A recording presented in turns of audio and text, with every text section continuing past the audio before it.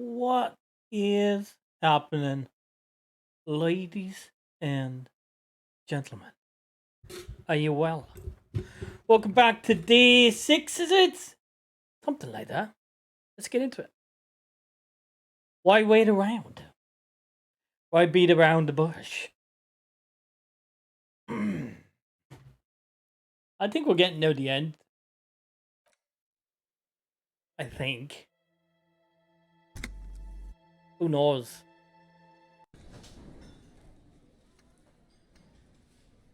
Alright, let's talk to these peeps. It's great to see you again, officer. My wife can't wait to thank you. Go on, talk to her.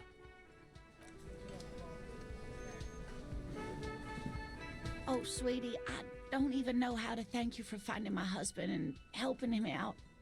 I hope we haven't been too much trouble for you.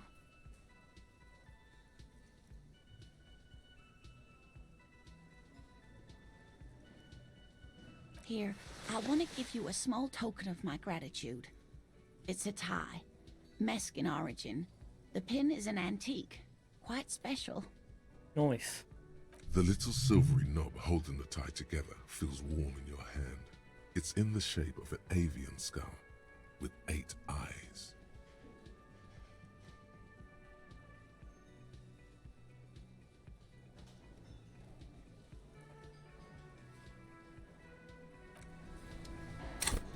Let's have a look at this.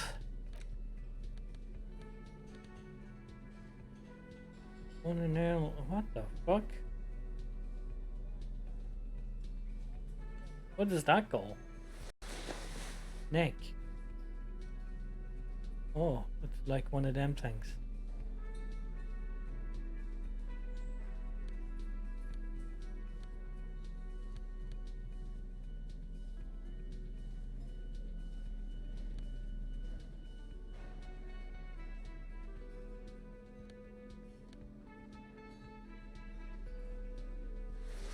I don't know, I like my horrific necktie.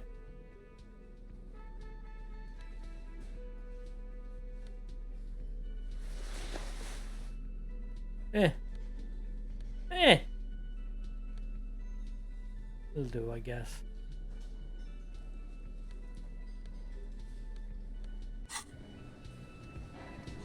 Oh, hello, sweetie.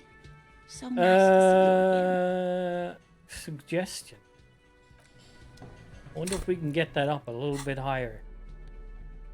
Suggestion -1.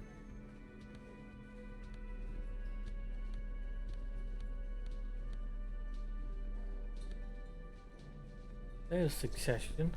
I think that's it, really.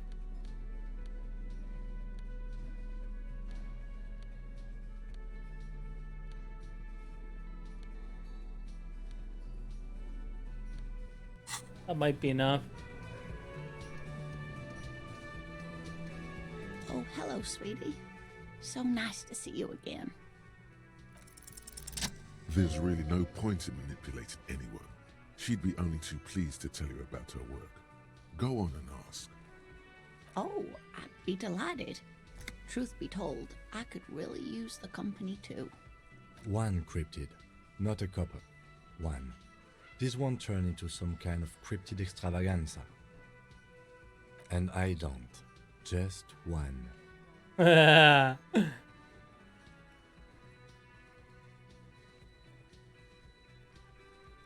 No, it's the cryptid. Oh, yes. The 8-eyed teratorn, the largest flying avian ever discovered, with a wingspan of 11.5 meters. It was thought to have gone extinct 3,500 years ago. Some even doubted the fossils were real. A mutation, they said. Until... Mutation? All of evolution is a mutation. Until it was sighted by renowned Gotvaldian explorer and naturalist Uwe Plattenkalk in 21. It happened on a botanical expedition into the vast and unexplored Oamrau Canyon in southeast Ilmara.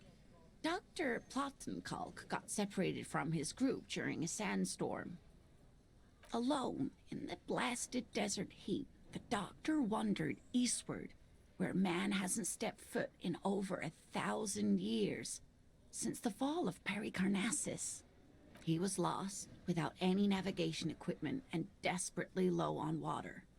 After a day or two, he noticed a bird high in the noon sky. Every now and then, the bird would dive down to feed on an animal carcass somewhere on the horizon. But by the time Uva got there, the Teratorn had taken off already, and the carcass was picked clean. This happened many times. Eat the bird. Uva.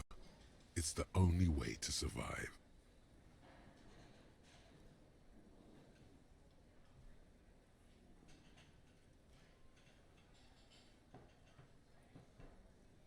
Yes, a bird that big has a lot of blood in it, and he was dying of thirst. For many days, Dr. Platzenkalk followed the Teratorn until they reached a great canyon wall where the bird finally landed to rest. The professor climbed up there with a rock in his hand. He found the bird sleeping with his head tucked under its wing, a great black pile of feathers on the perch. So he approached, slowly squeezing the rock in his fist. Watch out.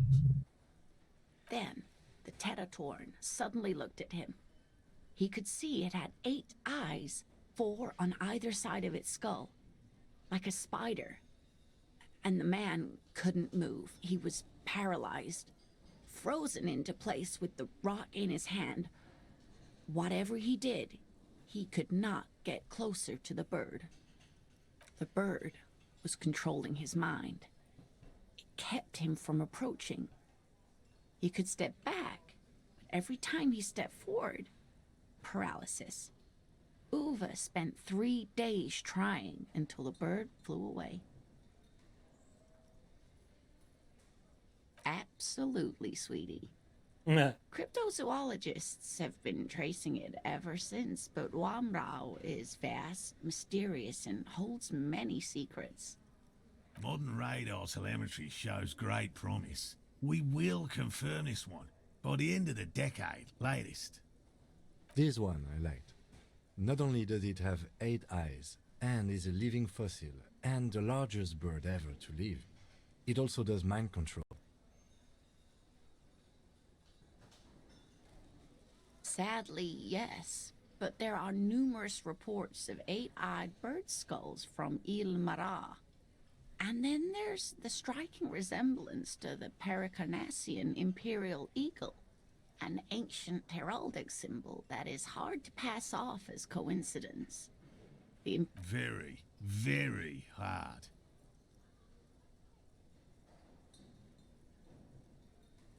This one's very famous. Everyone knows it. People will be looking at that tie on you and thinking, that man is into cryptids. So, what else do you want to know? That would be the giant of Kokonur. The giant lives in the most arid parts of the vast Kokonur Desert in South Samara, casting a strange light across the barren wastes. Mirage or psychogenous luminance.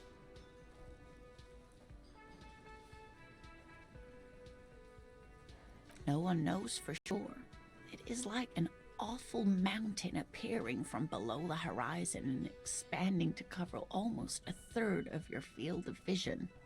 The towering luminosity of Kokonur is a bad omen in local folklore. Some say it's a fata morgana, others, fate unimaginable. Hui. No animal can be that large. It's a mirage. That's what makes it so peculiar. A species surviving at the very limits of scientific law. The giant of Kokonur must be the largest animal the planet can support. There are limits, you see, to how large metabolism an ecosystem can beget.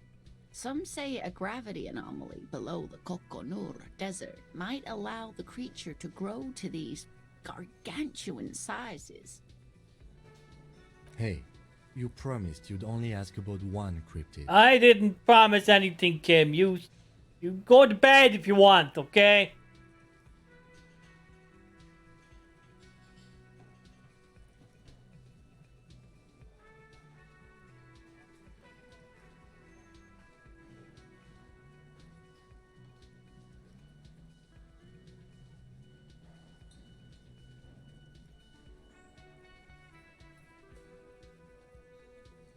He nods approvingly. Alright, I'll come back after Kim boring pants goes to bed. Always a pleasure to see an officer of the law. That model and that picture does not look alike. That's a bald old grey man, whereas that's a young guy with long hair. So they're what? I mean, officers. Okay, not ready for that yet. Composure. Not ready for that yet.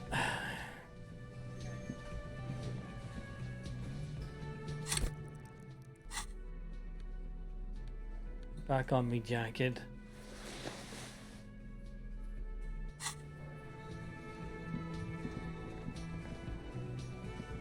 Can I help you?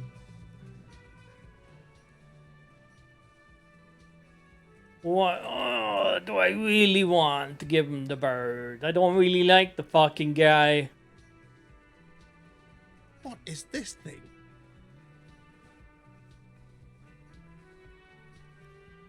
What, the interior decorating kind? You know, I'm sorry. This is actually a nice bird. A competent piece of taxidermy. I can fix it to the plaque and have a new bird in the establishment, I guess. So, I don't know. Thank you. I'm gonna go with thank you. Oh, yeah, okay. This was mostly about the fucking cardio. Massive cardio here. You'll live till 90, or you get a heart attack from running. Nice. I feel good about our work here today. It's all about the little things, like bringing people random stuffed animals. Kim, is that satire? That better not be satire, Kim. Got the 20 real? No, I got Then my own why are shit you now. wasting my time? Oh, here we and go with the yours? fucking attitude. Where did he stick that bird?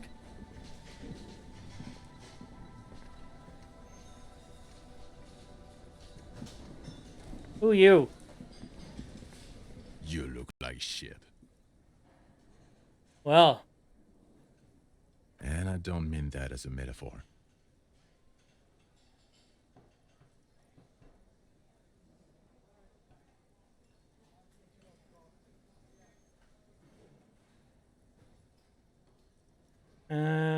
you look like shit, asshole.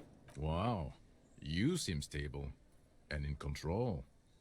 Allow me to say, alcohol really seems to have had a positive effect on you. I'm gonna bitch slap you in the middle next week. I already don't Now, like what do you. you want? Okay, so this guy is cool. He stands there like a statue, an angry statue, and he does not like you. I'm not getting involved in this. It's not my style, he thinks, glancing at the man in sunglasses and the woman beside him. Oh boy, they're mad at him. No wonder. He just doesn't recognize them. About what? You don't look like a cop. You know what you look like?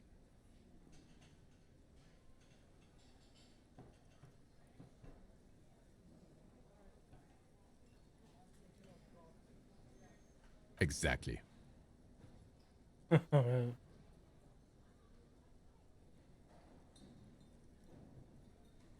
No. The man in sunglasses nods. Watch out for yourself, loser. That voice, so very familiar. Did you hear it when calling to your station and reporting your badge missing? Oh, really? I wonder where. That's the where you remember me from?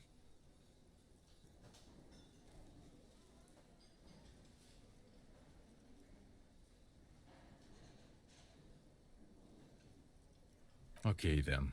It's probably a coincidence. People sound alike. Goodbye.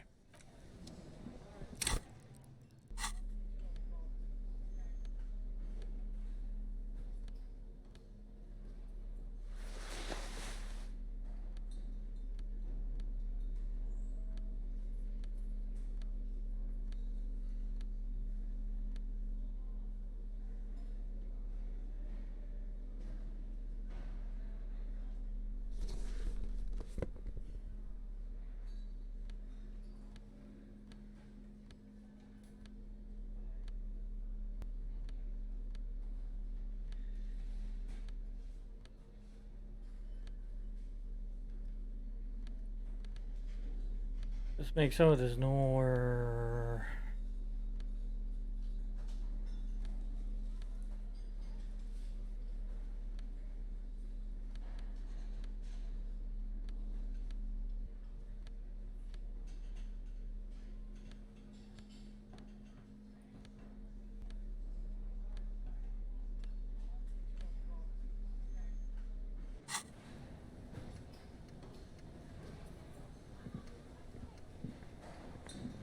Oh, it's busy in here today, isn't it? Alright, Again? fuckhead. I got ya. can't believe this shit. That's only 58%.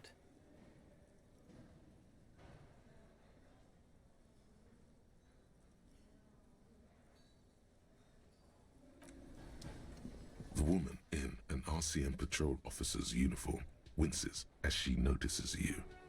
I would really prefer not to talk to you right now. As Lieutenant Kitsuragi explained, a patrol officer is the lowest rank in the RCM, below lieutenant and sergeant.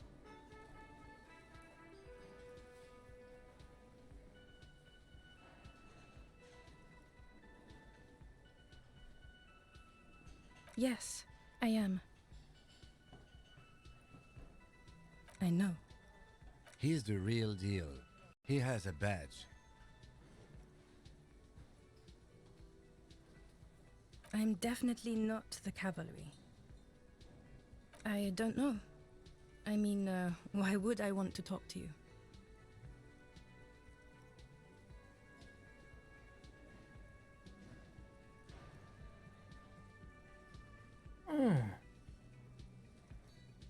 No, you haven't wronged me. It's okay. Okay, fine. Let's talk. What did you want? What precinct? Am I from? God, he doesn't know. Fucking deranged lunatic. Shut your fucking mouth. Of course I'm with him. Why do you ask? You're an asshole. You know what? Maybe we're both assholes.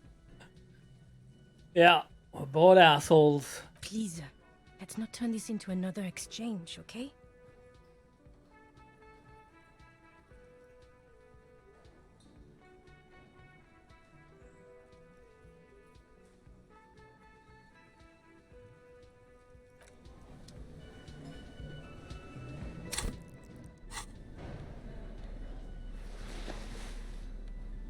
Where's my hideous tie? I feel naked without it.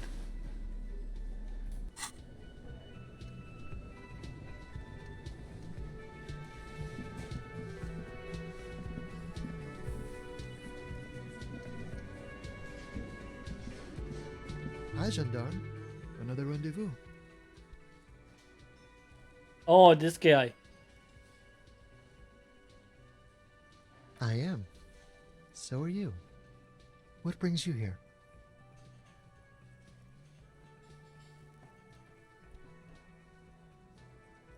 I don't think so.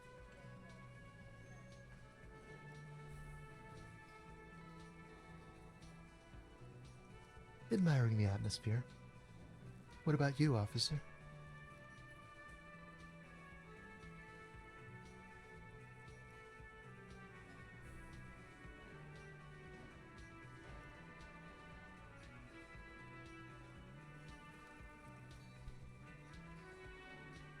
Really? Well, I look forward to that.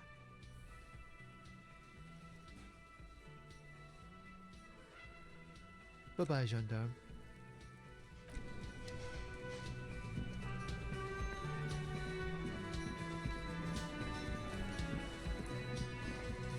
You got anything new to I've say? got nothing to say to you. Why are you wasting your time? No, guess not. Full of anger, that one. Full of anger. The man ponders his cooking utensils and you see a heavy steel door with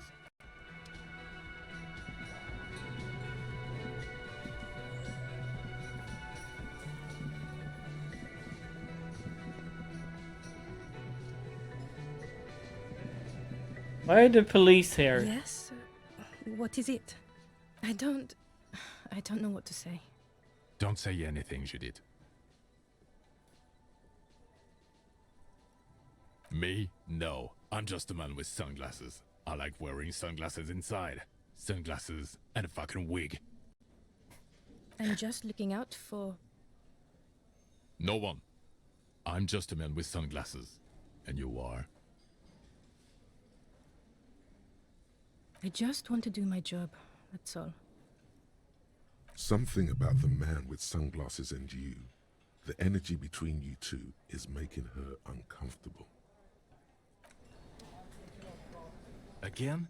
I can't believe this shit.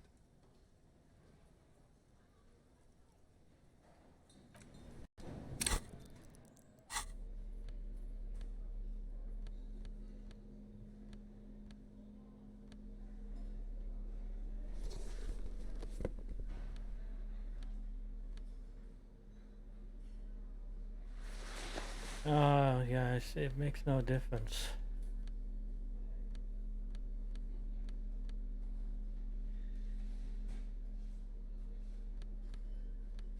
We need something else with that. There, no.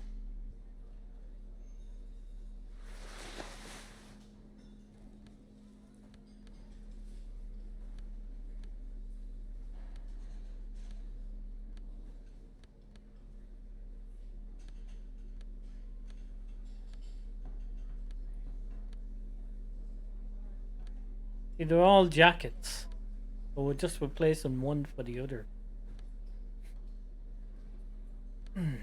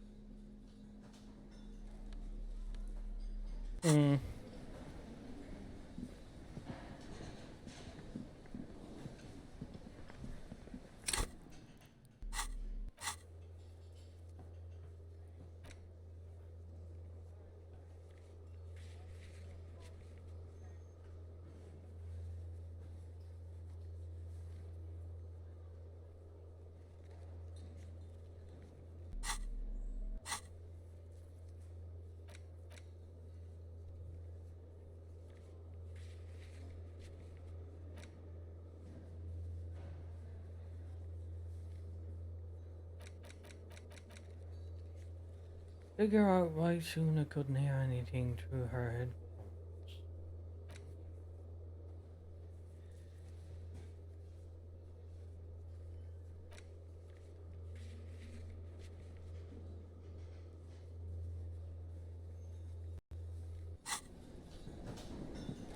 Oh, we still have to tell him the map was empty.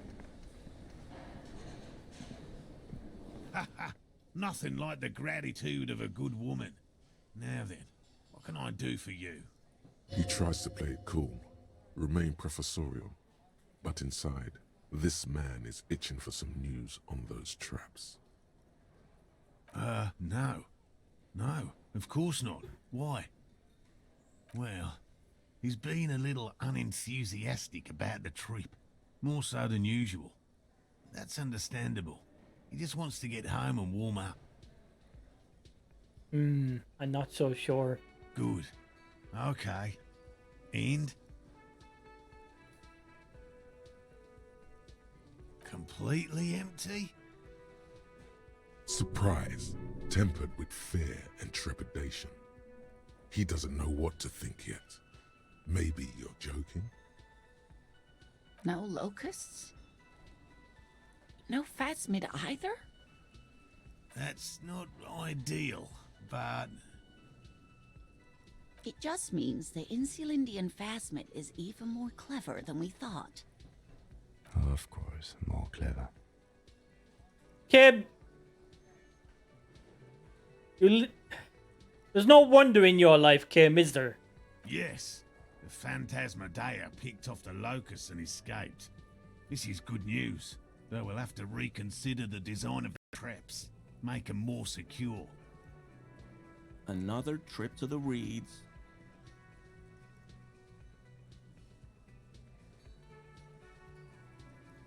Of course, be sarcastic. Unless you have an alternative hypothesis you'd like to venture, mine stands, okay? Oh, was I being sarcastic?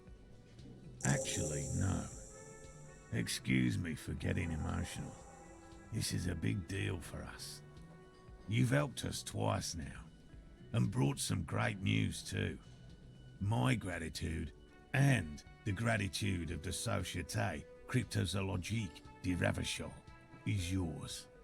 Heartfelt gratitude. But does it feel like closure? What really happened?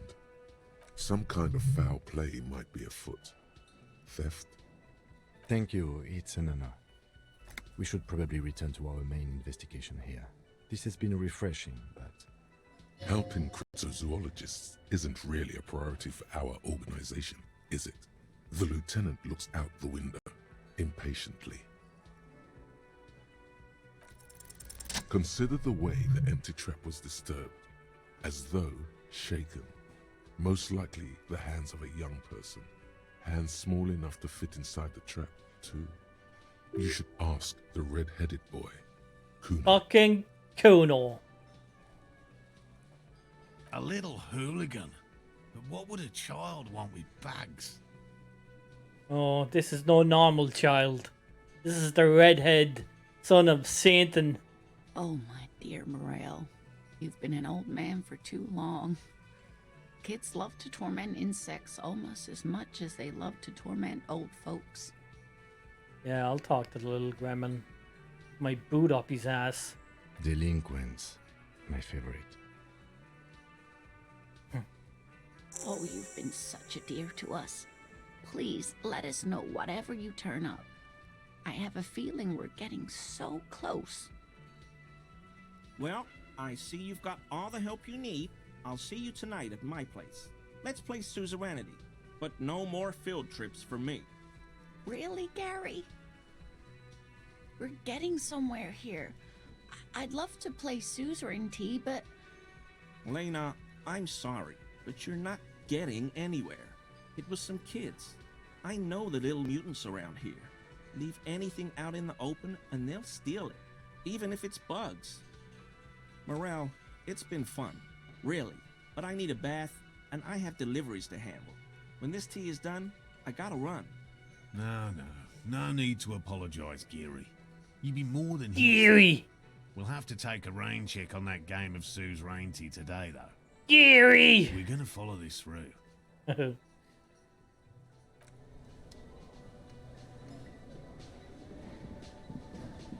Always a pleasure to see an officer of the law. I mean, officers. still at 42%.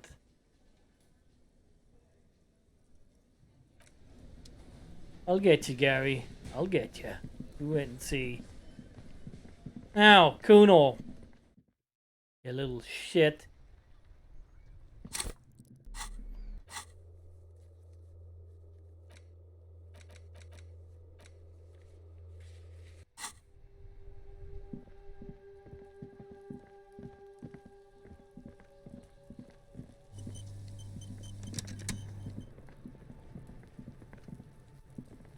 Kuno's like Kuno's dad. Kuno doesn't give a fuck about anything. No, Kuno doesn't give a fuck about books. Oh my god, I told you that shit is lame! Shut up, see. Now they're gonna take you to lame prison!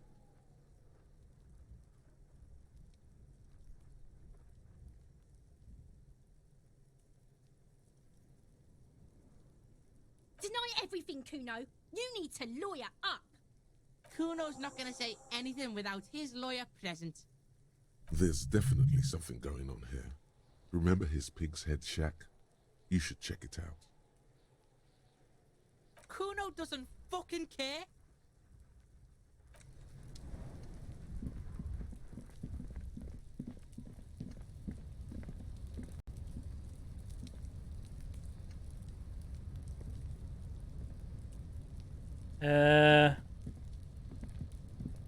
There we go. You can do it.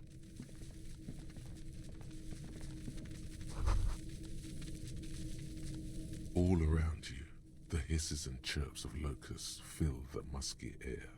The earthen floor of the shack has been shaped into mounds of mud, dotted with little holes for windows. Well, detective, it appears you've solved the case. Kim, you're very droll. Of the locusts. For the missing locust case, which is a sub-case of the imaginary insect case. So at least that's going well.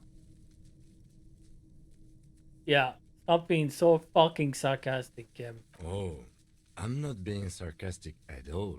We're making real progress here.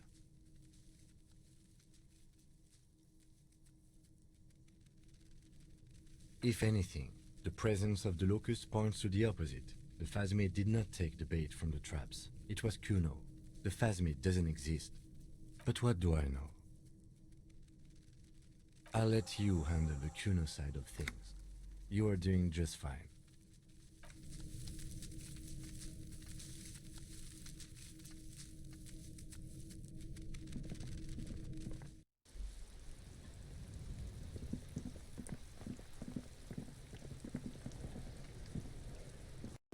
Kuno's like Kuno's dad. Kuno doesn't give a fuck about anything. Yeah, Kuno took the books, so what?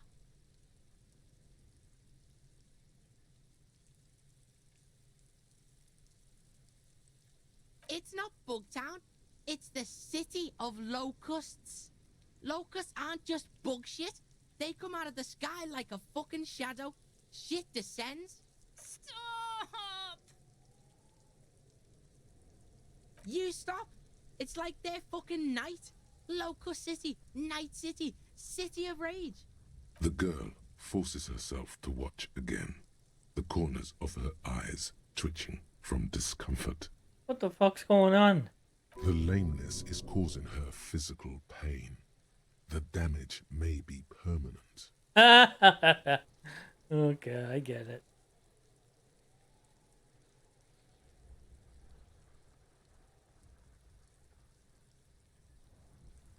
Maybe I am.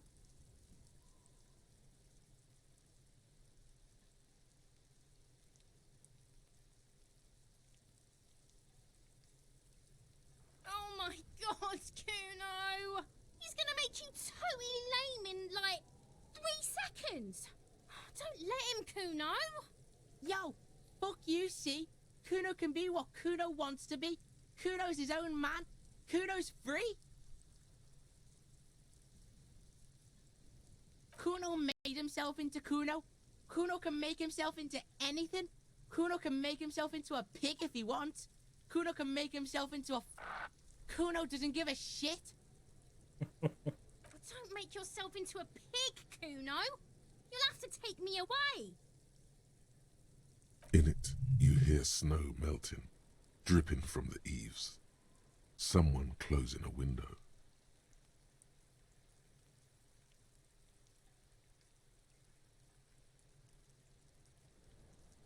Without a word, she disappears entirely behind the fence.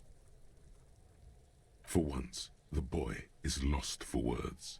He turns completely red now, with splotches of white beginning to appear across his face. Got you now, bitch.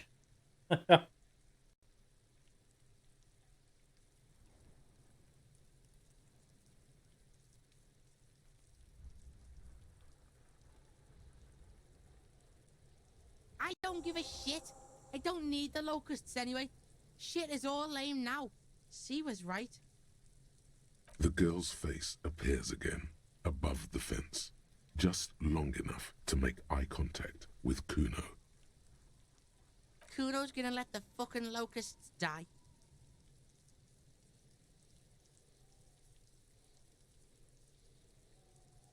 It don't mean anything. It's shit. Kuno just likes to focus. Kuno likes to concentrate on shit. Build shit when he's zipping hard. Fuck. Pig, you really shouldn't have fucked with Kuno City.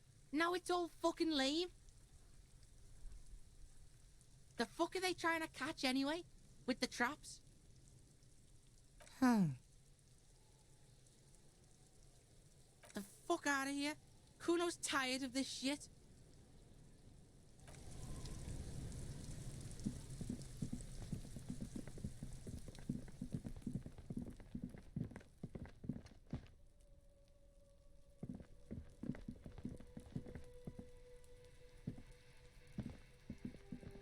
That woman having a cigarette again.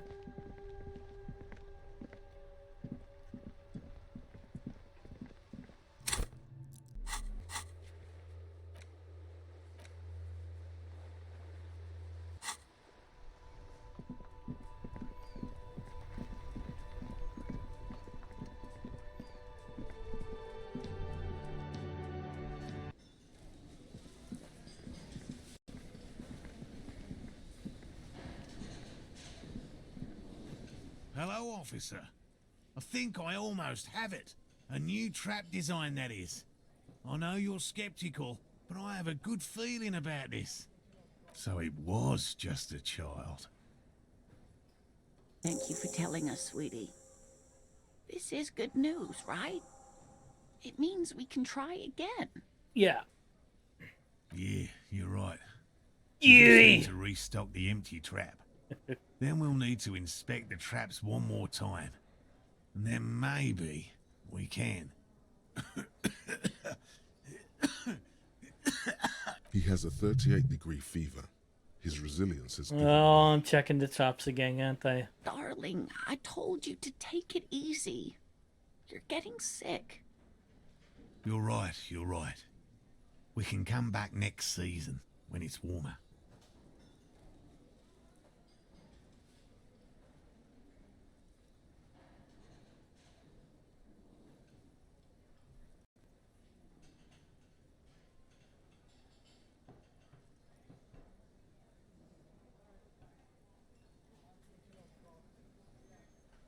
Yeah, we've come too far. We are getting really carried away with this, aren't we? Kim. It's better than having these people get pneumonia on the coast. But after this... Really? It's too much, officer. What Morel means is we're grateful for your help. Here's a fresh batch of locusts. They should slide right down the funnel. And thank you again. We will definitely mention you, should this lead to a discovery. I'm not talking co-discovery, of course, but, Wow. Co-discovery. You'd be famous. You'd show them all. This does tingle the pleasure center.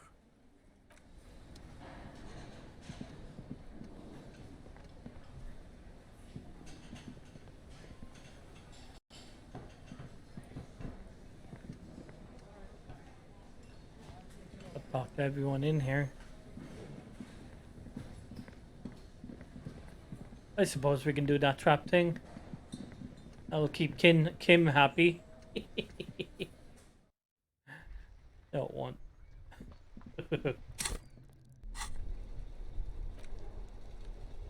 Lovely. Box of locusts. That's what I always wanted.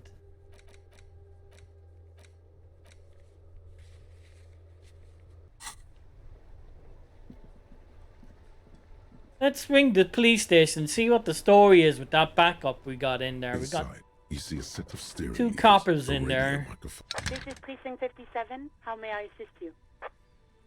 Just a moment, officer. 10-4, come in, officer. Over. Oh, can't ask them anything about it. Roger that. 10-10, over and out. Strange.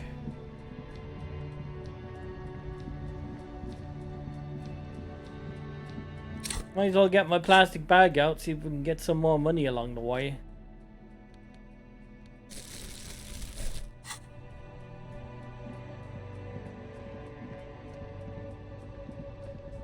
The shine from these sunglasses lasts a 8%, lifetime, officer. man.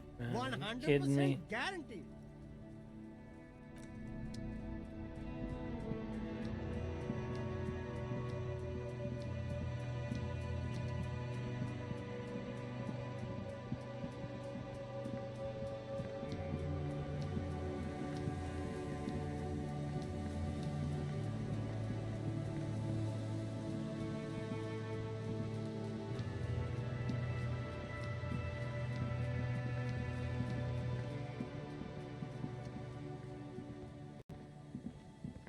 The trap stands empty amongst the reeds. No insect sounds or movement around. Only Fantastic. the locusts, dazed from being transported, slowly begin to acclimate to their new surroundings. They're not really going to get the chance to get comfortable here. Good. Now that's done. When do you think we will return to our impending apocalypse of a murder investigation? Don't answer that. It was a rhetorical question. Oh, Kimmy, Kimmy, Kimmy. You bore me.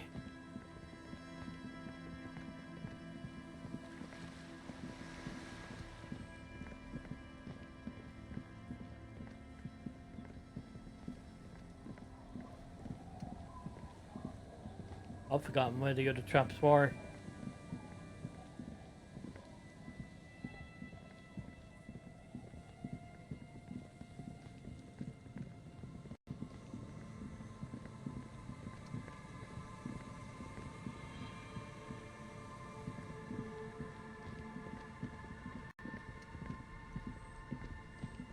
The worn and beaten wooden planks of the bench do not look overly comforting. We can sit on benches after we've solved. You can revisit the bench. Thank you, kind lady.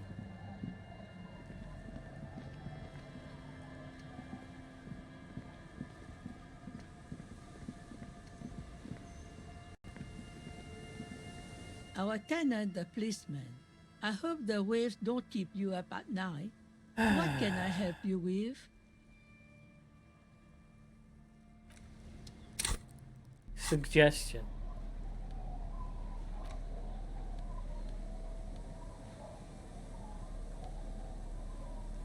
We've got -1s, but we don't have any plush suggestions. There's one. I think that's it.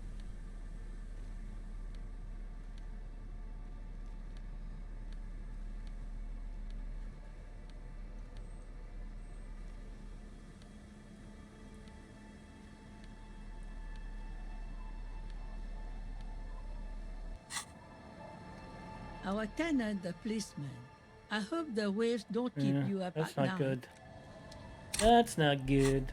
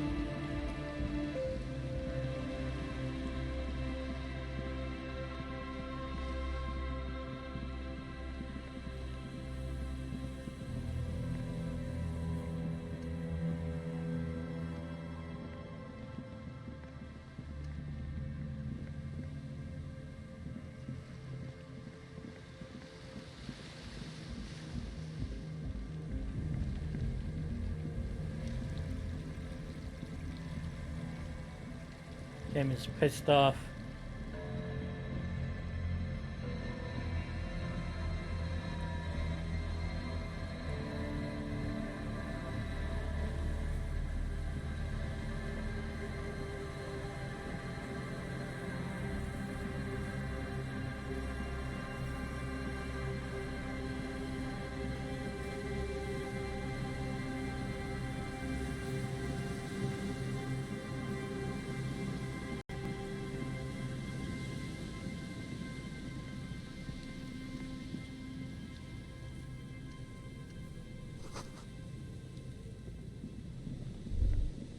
Oh, I don't think I've been down The here. smell. It's awful and familiar.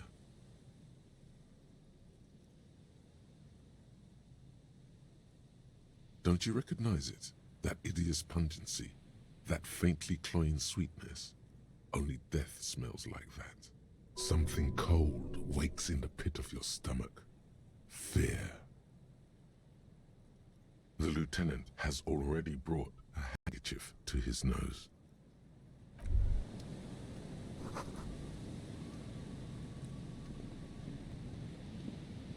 There's some tear, an empty cigarette package, and a crumpled kebab wrapper in the trash bin. 2 empty bottles of Tallulah vodka and a can of black potent porter is all you find. No, there's more in there. Livis strawberry liquor, plus some Pilsner bottles too. Better not pick them up. They seem unhygienic. A tragedy. Whoever tossed it here was a heavy smoker. The brand name reads Red Astra. Now, this makes partying look bad.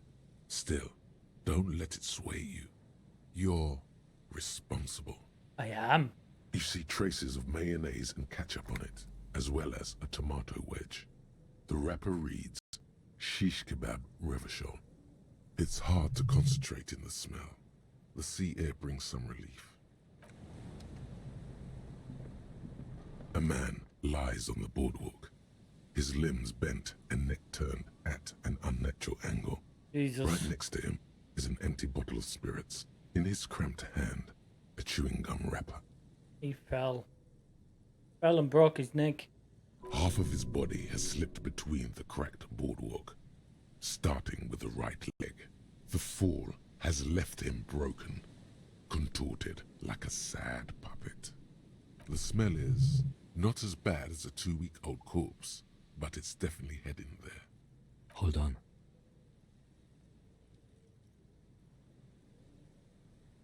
Lividity is faintly pronounced. Whoever this is has been dead for 2 days. No longer. We need to investigate.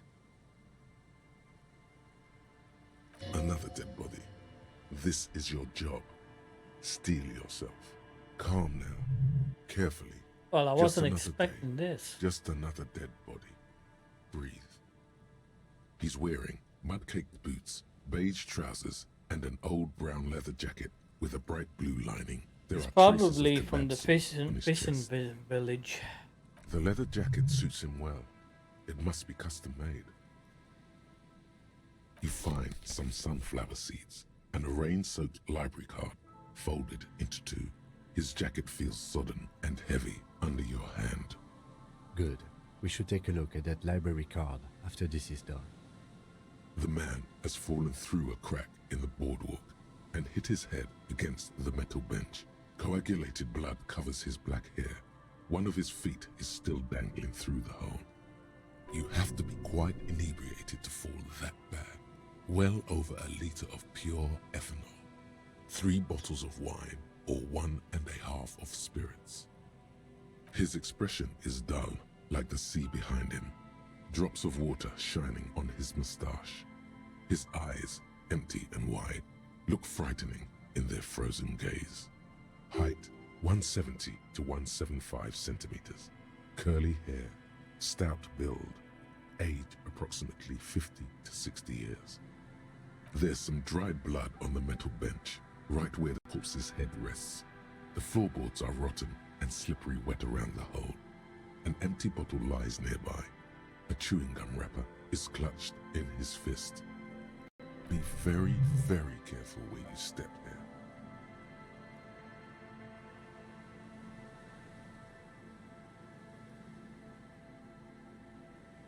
They screech under your feet ominously. It's hard to say whether the dead man's weight was the cause of the boardwalk to break. It definitely looks fragile. You see waves churning below. Something cracks beneath your feet. A dried chunk of blood covers the hair at the back of his head. An open wound. It's sticky and cold to your touch. I don't see any other major wounds, do you? Seems like the head wound was fatal. It's exactly the shape of the bench. A .75 liter Tallulah vodka with its cap missing. There's hardly anything left inside. It's mid-market spirits with a slight touch of menthol. The man meant to enjoy himself, have a good time. Tear all around us. I'd prefer if you didn't collect them this time. It's not proper. Grabowski spearmint chewing gum. Green leaves on the cover. The man's mouth is half agape from the terror of the fall. The blackness of death. Stench. You think you see white chewing gum too. Confirmed. Nearly the whole pack is there. Solidified on his lower rear teeth. He ate the whole pack, right? It's to cover the smell of alcohol before going home. The worst thing is, He never got home, did he? I've seen it before. Almost the same scenario. Even the chewing gum. It's always the same. The entire boardwalk creaks in the wind as you take a step back. Looks like one of the locals. He'd have to know this spot to come here. You don't just walk over here. But that's just a lazy assumption. What do you think? At least this man knew how to party. Imagine the same scene without the bottle. Now that would be just sad.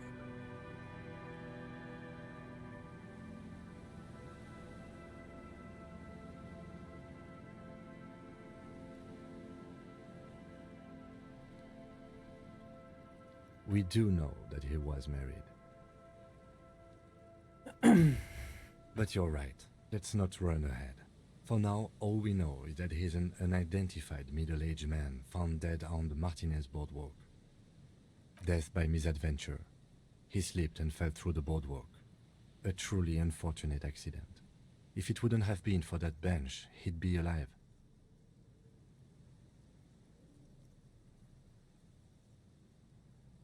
What about it? The deceased ate some kebab. It's probably from a nearby place, maybe in the Pox. They'll seal this place off after the news reaches the coalition officials. I doubt that they have enough resources to actually repair the boardwalk. Not that sealing it off would keep anyone away. All it does is keep the city council's hands clean. No, I don't see anything that points in that direction. For now, let's treat this case as a simple, albeit sad, accident, unrelated to the murder case. Yes, but what if there's a killer on the loose? 2 suspicious deaths in such a short time frame. Without any further evidence, yes. Oh yes. Some symptoms of acute alcohol poisoning could have definitely played a role here.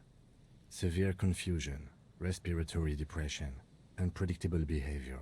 But I think that death arrived through head trauma, not liver failure. Yeah, poor bastard. It does seem to be a pretty straightforward misadventure, although there's still a question of identifying the body. From where I stand, I can see 2 options. We either take the case and follow the leads to identify the body on our own, or we report back to the station and leave this for our colleagues to handle.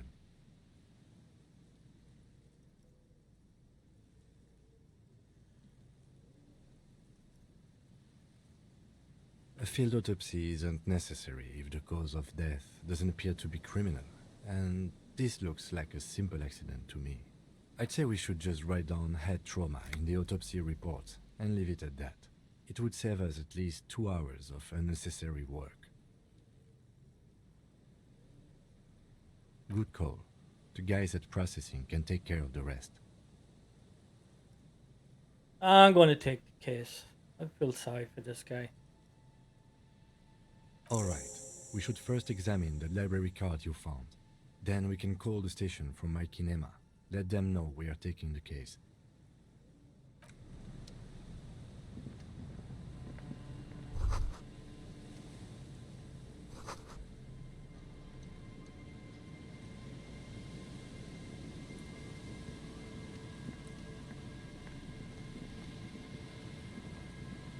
A man lies on the boardwalk.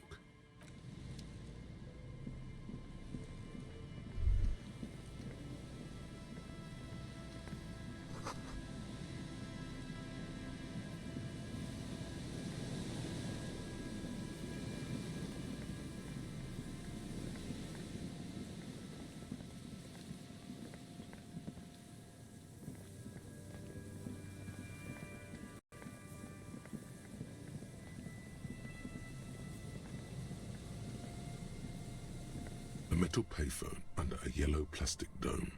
You could use it to call someone, unless you're out of change. You hear the tone. The machine is inoperable.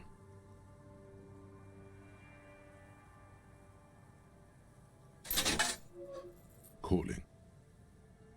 Still calling. This feels wrong. Should you be doing this? End of tone. Someone picks up. Pierre? Is that you, Pierre? Say you're not Pierre. That seems like a better idea. You don't know why. Do you have any news about Pierre? He's my sister's grandson. He used to visit me as a lad. Fine young man. But who are you, then? A salesman of some sort? Modern goods are rubbish, and I can't afford them anyhow. It's a shame what you did to our country. I was a baroness. Pause. There is silence on the other end. You won't get me, and you won't get my money. Phone hanging up. Disconnect tone.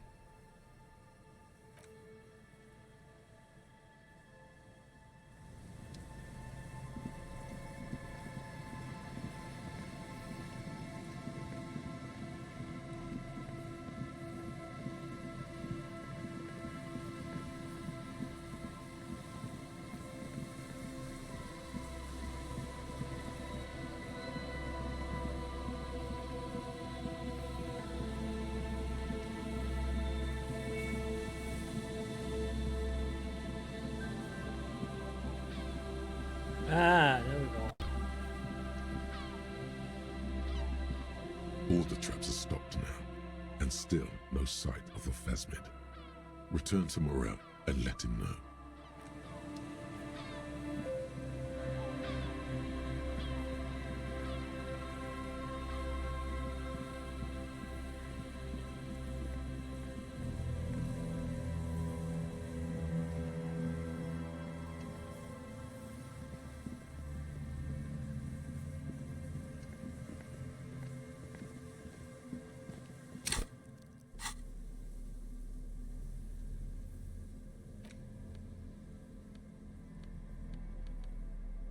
The library card is folded into two and still slightly wet to the touch.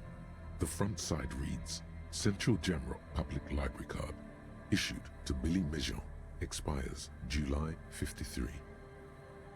Whoever owns this card is an avid reader. You find a list of books written in blue pencil. Radio thriller. Stand a little less between me and the sun. The last one in the list is The Glinting Curve by M. Theobald. A library stamp indicates that the book has been returned. Most of these titles seem to be in the sci-fi genre. Some thrillers too. If lost, please return the card to the library. Dial 005 02 55211 or visit us at Moreau Street, 78, Jamrock. Well, it's Business too late to call hours, it now. 900 to 1800. I have to ring it tomorrow. Good. We should give them a call from my kinema.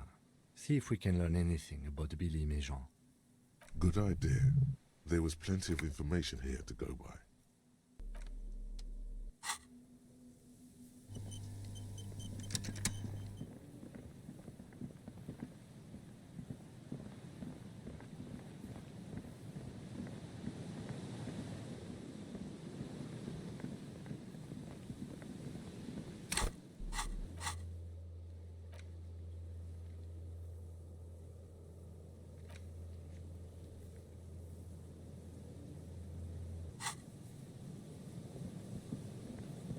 Oh, we only have to restock one trap.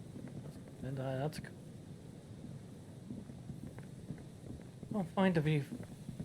We don't seem to be finding any tier. An old door, worn by elements, guards the depot. The wind has blown a sand dune in front of it. The door hasn't been opened in a long while. You see a handle. I wonder if we could use our tool on it.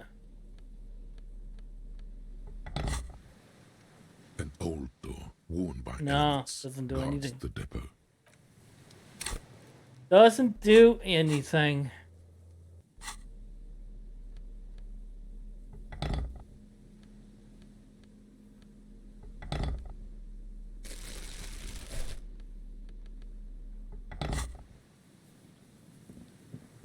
I don't think we found any bottles or anything to sell. That sucks. Oh well, we can head back now.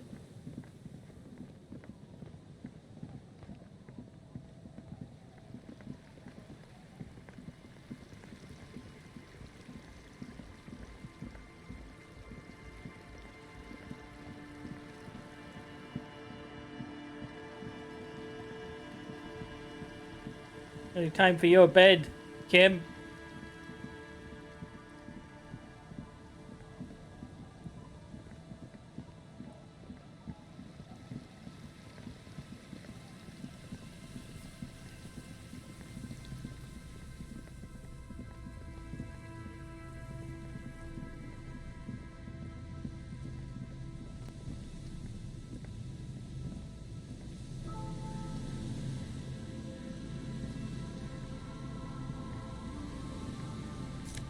Aha!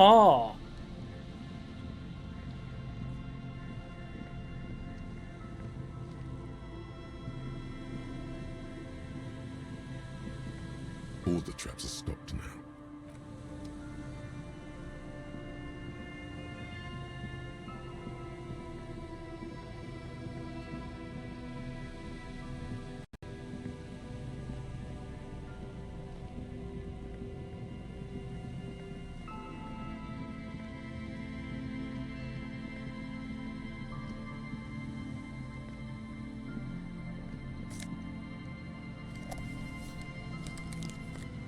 Oh, son of a bitch.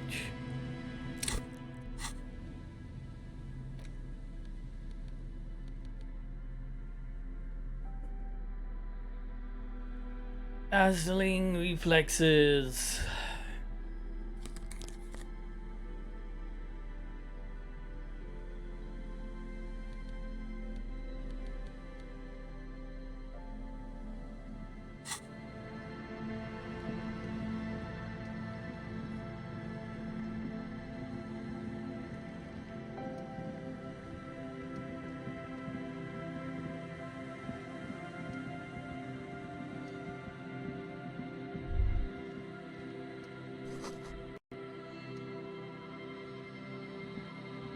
A scattering of bullet holes is spread across the cracked wall, reaching from one corner to the other.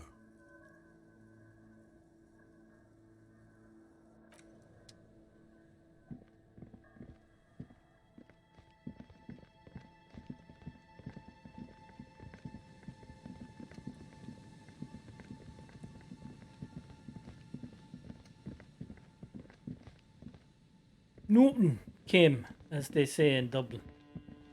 Newton.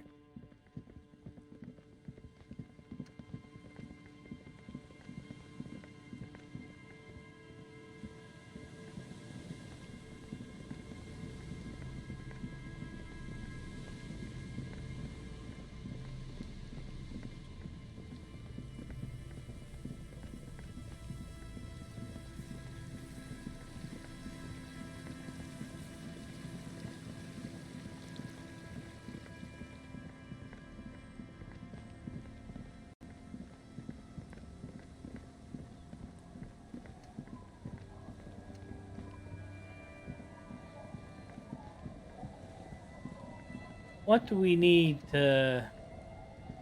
Our tenant, the policeman. I hope the waves Suggestion. don't I keep can't you forget that. I need to remember that. We need to put more points into suggestions.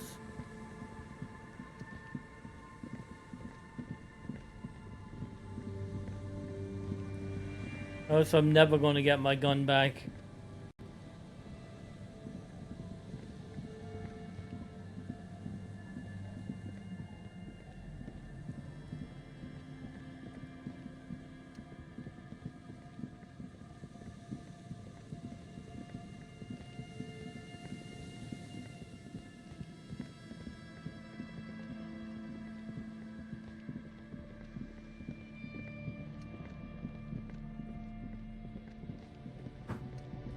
Not a bit of rubbish around.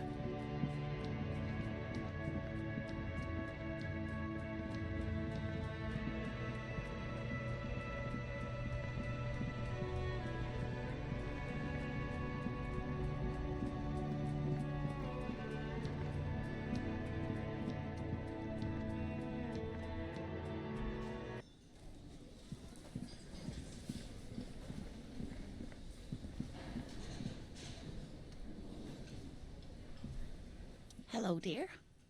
It's good to see a familiar face. Thank you for doing that, dear. Morel still isn't feeling well. I convinced him to stay at Gary's to get some rest. I'm afraid the cold has really gotten to him.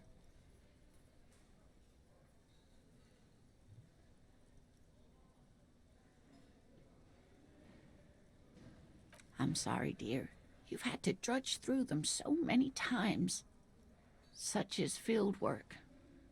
A young person's game, as they say.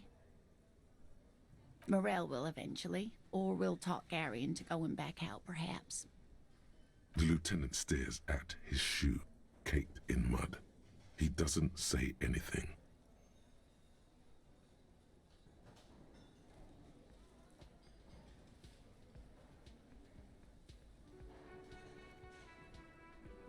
That really is too much, sweetie. Thank you for your dedication, but I can see you're coming down with a cough yourself. Fuck that cough. It's not happening. The insides of your lungs are lined with tobacco, a powerful antibacterial agent. You are unstoppable. You better believe it, baby. Very strange. Why is she not letting you do this? It's like she's given up. Oh, you don't want to hear about some old woman's ramblings. That's kind of you, but I've got to demur.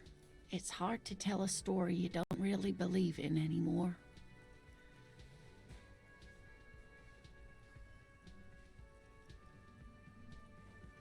Different? How? Giving up on the plasmid? I'm not. It's not that.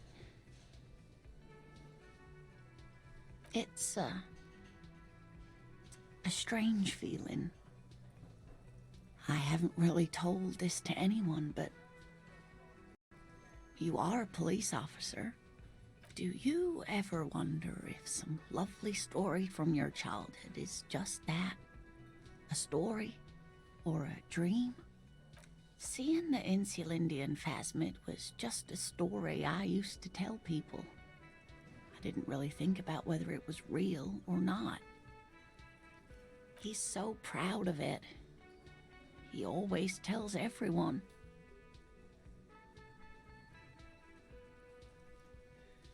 The story is real to you and him. That's what matters. That is what... No, sweetie. There's more to it than that. Morel was so eager to believe my story was evidence of the phasmid's existence that I'm some queen of the cryptozoologists. That, and for years his belief made me believe too. But now we're both getting old and he's still working himself sick out in those reeds looking for it. But what if I was just wrong? I think I was. The lieutenant opens his notebook, but doesn't write anything.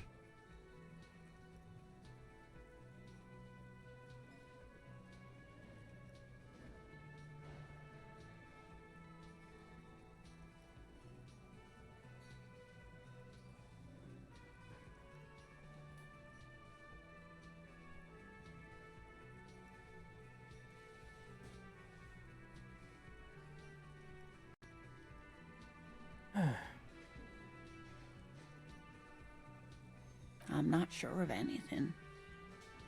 Sometimes I still see it, you know. The real memory. Not the memory of the memory, but it's so hard to tell the two apart. Either way, I should go. Poor Morel is running a fever, and I need to get him home to Jamrock before we overstay our welcome with Gary.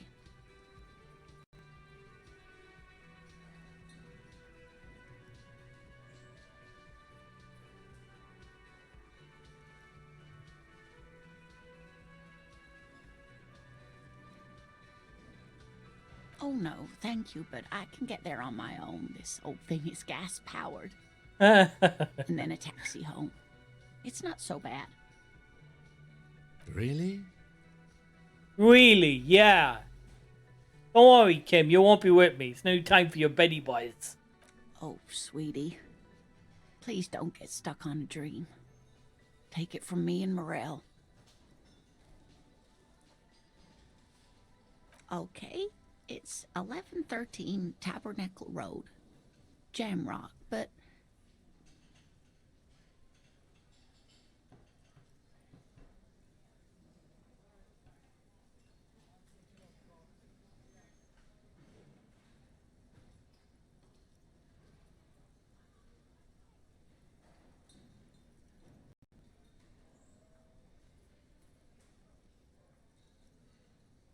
Been a pleasure.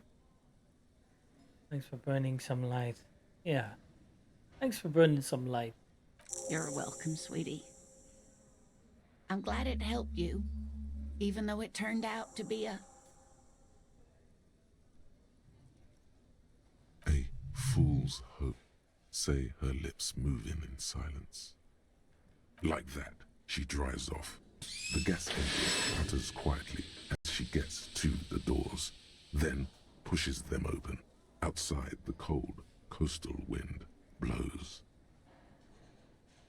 We should go too.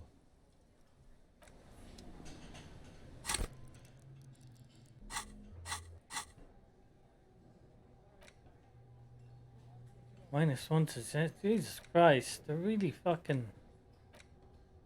With the -1 here, aren't they? Really fucking killing me.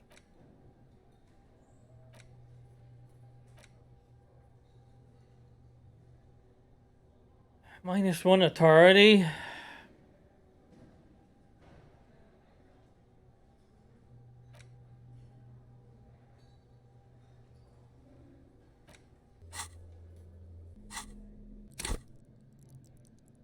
What do we need? We need suggestion, don't we? We do.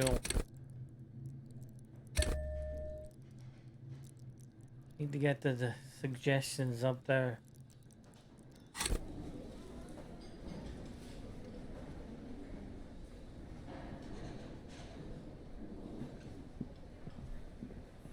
Let's phone in this new accident we found on the pier. Poor guy.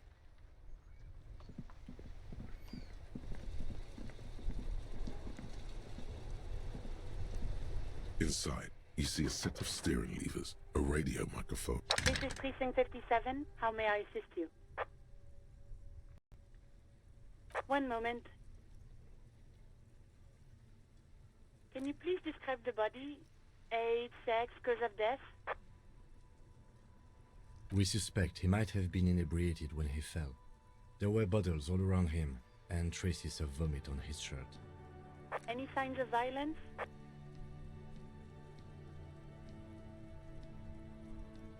No field autopsy necessary. You can hear her quickly typing in the background. What about his belongings? Did you examine his clothes? Any information on the library card? Good. You have a lead. Do you and Lieutenant Kitsuragi want to take the case, or should I assign it to someone else?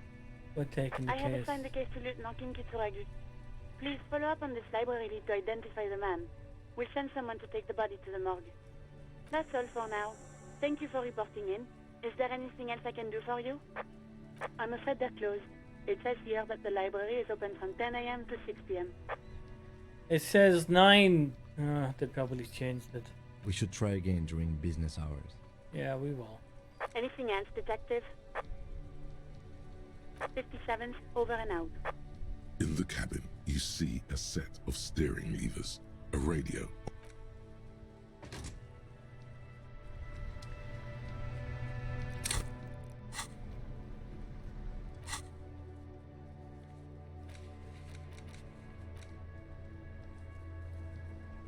We'll have to do that tomorrow.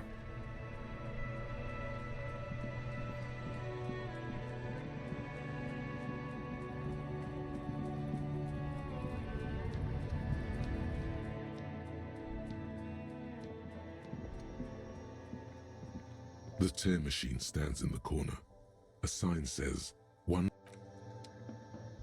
Didn't pick up anything.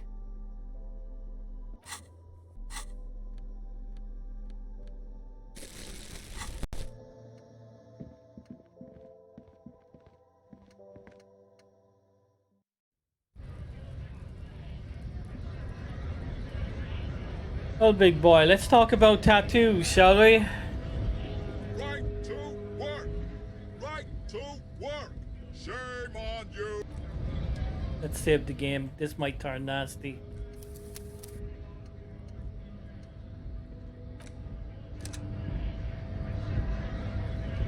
Right to work! Right to work! Shame on you! Don't think so.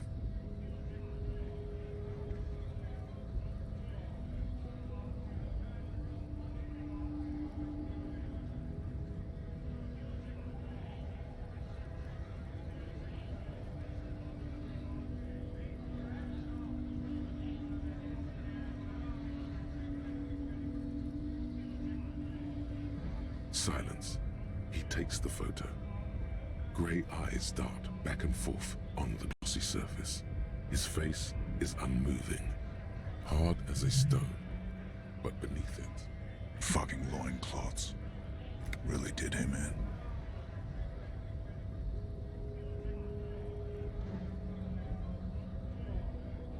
What it means.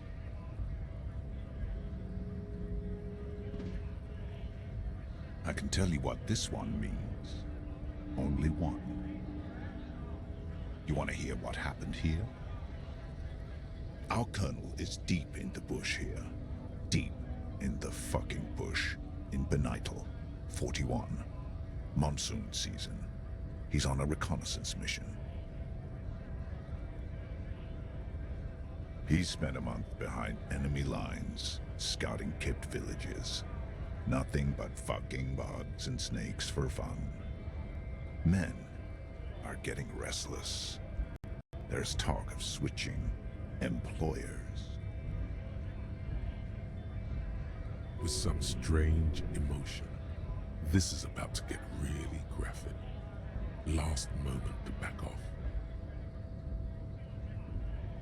Our boy, he's only a captain then, but he knows how these men think. If they don't see action soon.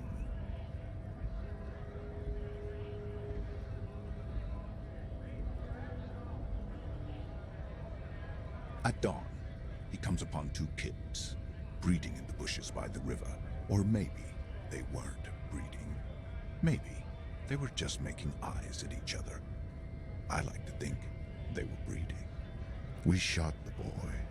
He was useless, but the girl, she was not. Oh, shit. A little fat, you know, but not too old. She was quite the entertainment. For the week she lasted, expired in the hands of Sarge Mason. The kind of guy who'd make Chief there shit his pants and cry like a bitch. God. Mason couldn't let go. Cut the tits off her cold body and fucking ate them. Jesus Christ. These Said fucking primitive people are spirits animals. We're watching over him now. Drowned in a creek a week later. Spirits my ass. Something stirs in your stomach.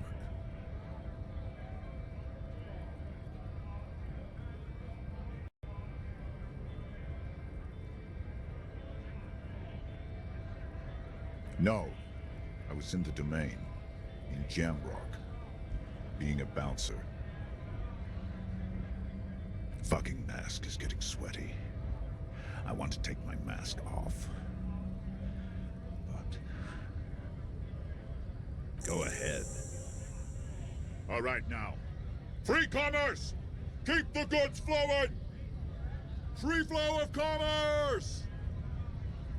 Don't talk to him any longer. Just leave, please.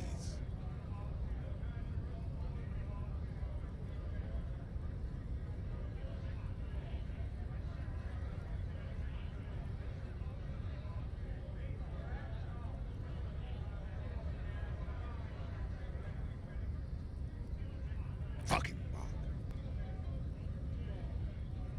A punch is not imminent, but it's being cocked hard. I bet it is. You hear a tiny rattle, a small radio, cracking somewhere. An earpiece. How about you fuck off now, huh? How about you fucking make me, brave man? Okay, of course. There could be weapons aiming at us right now, somewhere above, in the buildings. The other merc. Don't push this, he's thinking. This is not the time.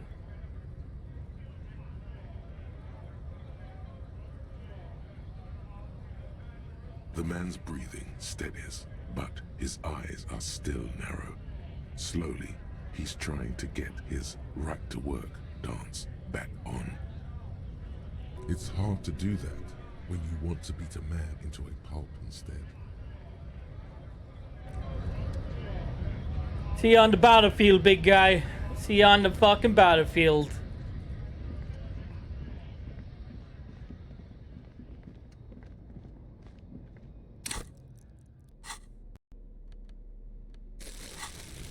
This is my fucking jungle. And I don't take fucking prisoners.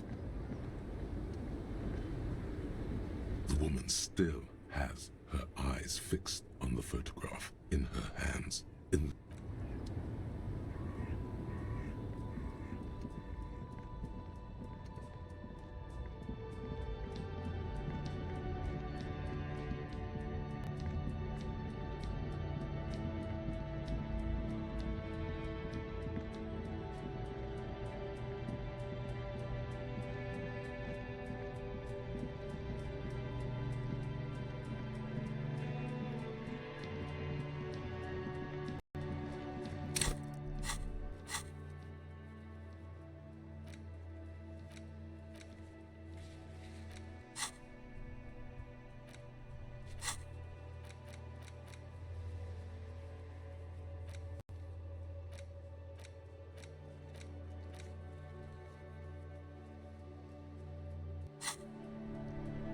You know, I might go and check them traps myself. You know that?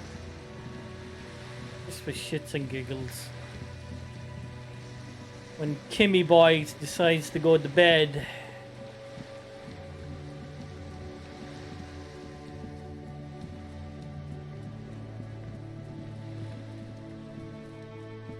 Just an ordinary wall. Nothing to see here.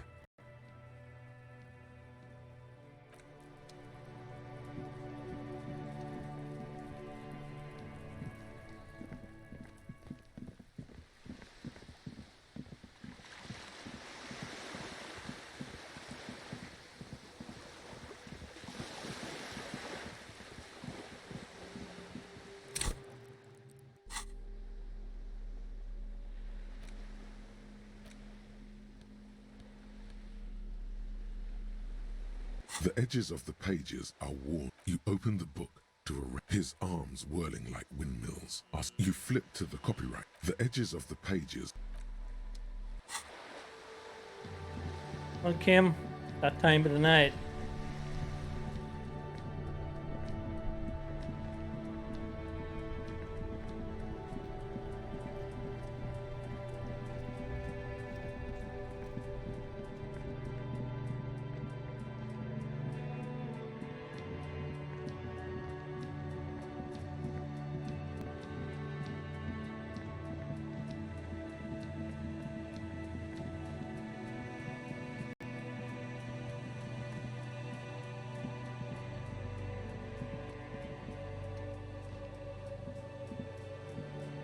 The trap is full of locusts, but they seem weak and unhealthy.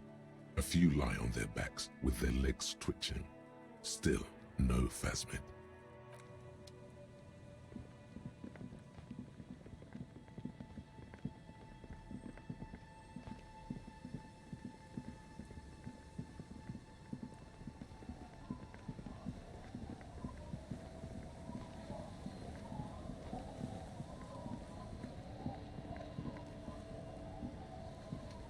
It's getting cold, this late in the night. Time to call it a day. Good night, Good Kimmy night, boy. officer. We'll meet in front of the shack in the morning.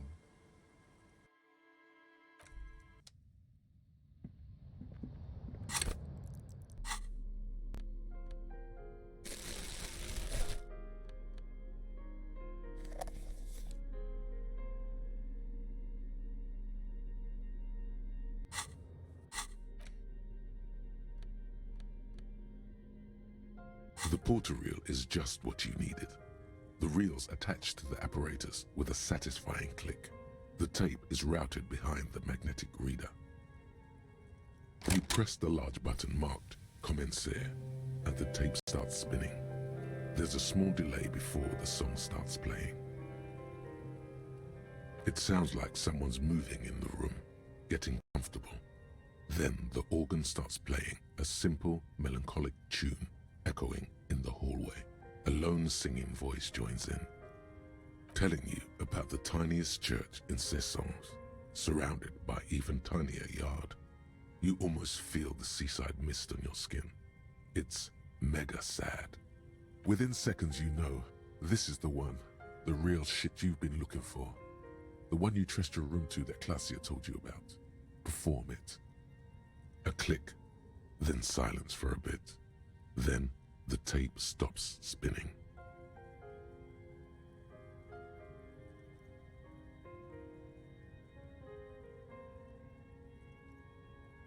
Of course you could sing this. You could take sad to a whole new level with this. And you already know the lyrics since you've listened to it like 1,000,000 times. And the B-side of the tape contains the instrumental version. It's like the world itself is telling you to do it. Only Gart, you have to convince Gart to let you sing karaoke in the whirling. After you've won him over, you can express yourself. Let the pain out. Make everyone understand. Immediately, the boombox tunes itself back to the Friday night beats, vibrating on your shoulder.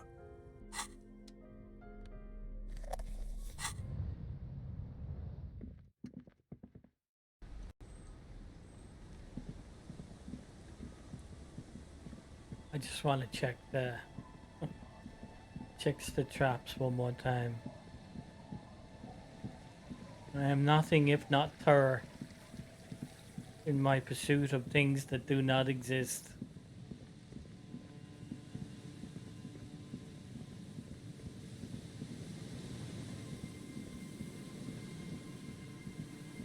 As in video games, as in life.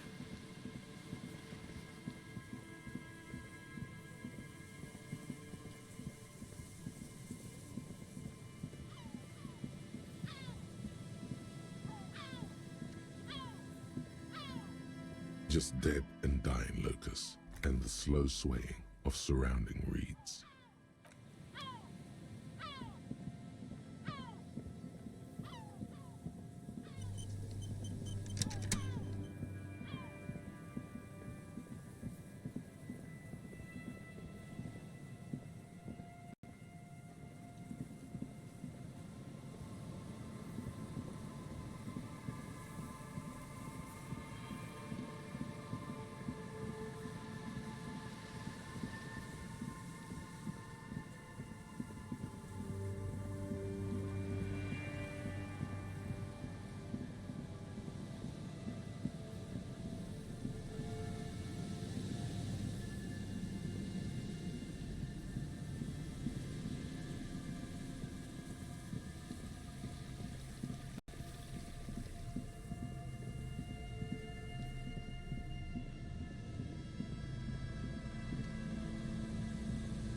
A few locusts trudge along the wall of the trap.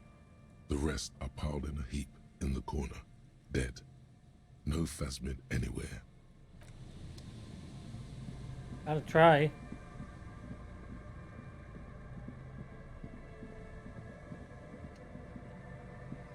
The trap is filled with dead and dying locusts. Most of them aren't moving anymore. You still can't see a Phasmid anywhere.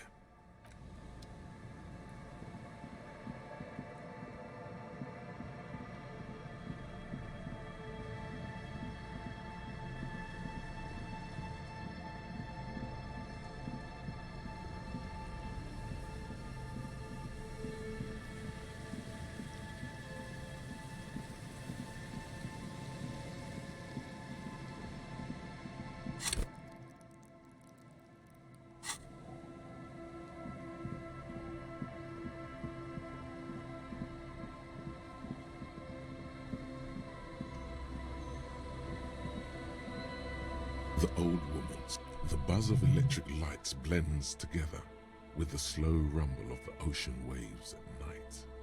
Yes, I can't really sleep anymore. Only a few hours a night.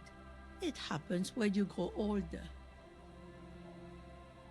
My suggestion is don't. Don't grow any older than you already are. That's old enough. What's troubling your mind?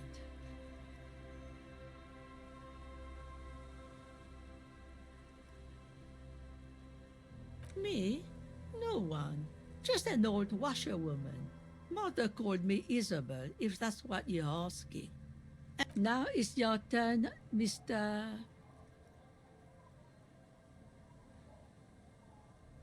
Quite a handle you got there. So many titles. One of them double.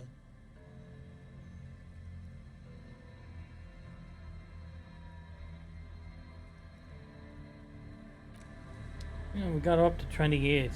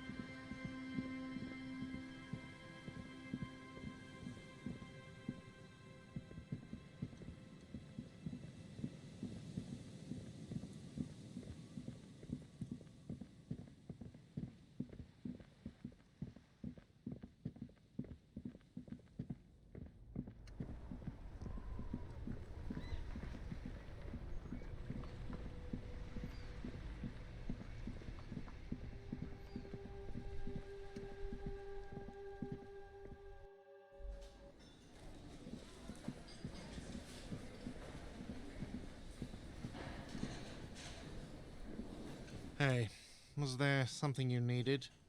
Well, well. Bringing him that new bird sure made a difference in his attitude.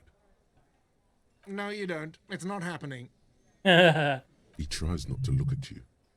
It's dangerous to acknowledge the karaoke man.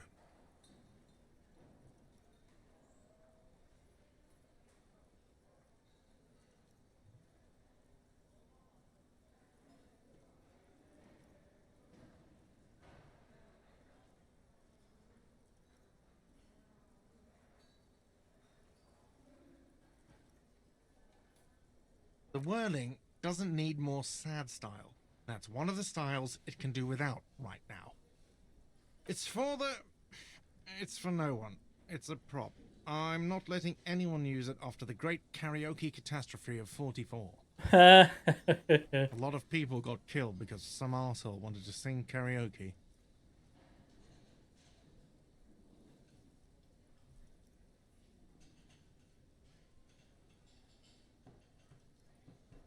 Okay, yes, it's for some clients.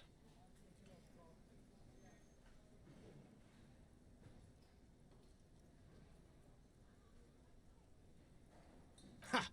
Well, we don't have any tapes. They all got stolen.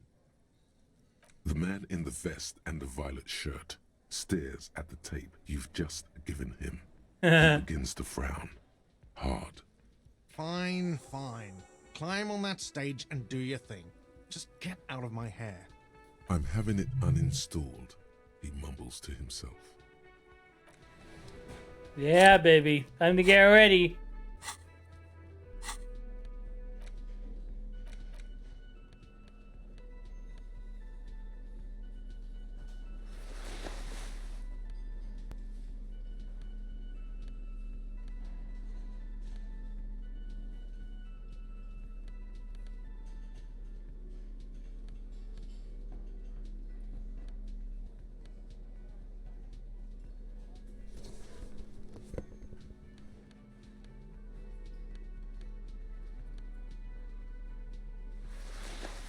No,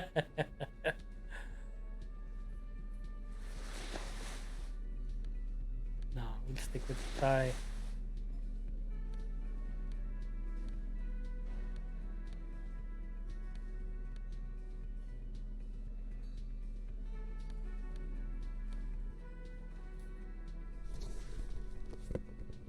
T-shirt.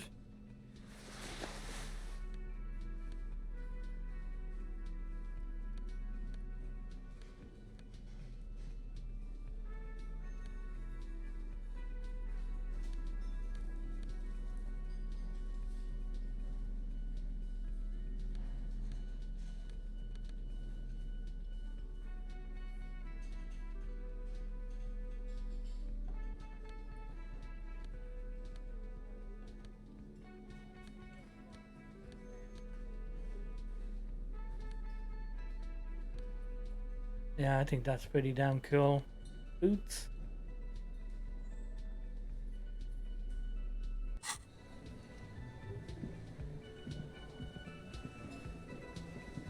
The stage is all set up for your performance. Feels silent. You can hear the pellets creak under your feet. Hang on, back in a minute. Need to go to the loo, and we will hear the masterpiece.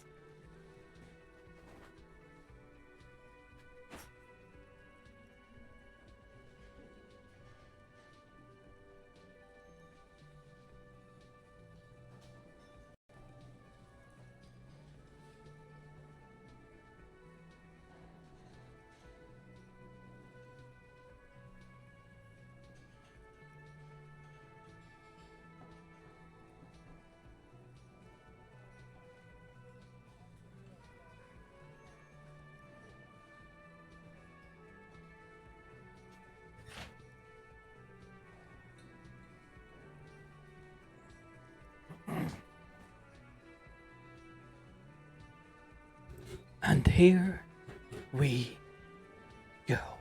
You feel a little dizzy, a little unsteady suddenly. So, are you ready for your thing now? Let me know when I should turn on the karaoke carousel.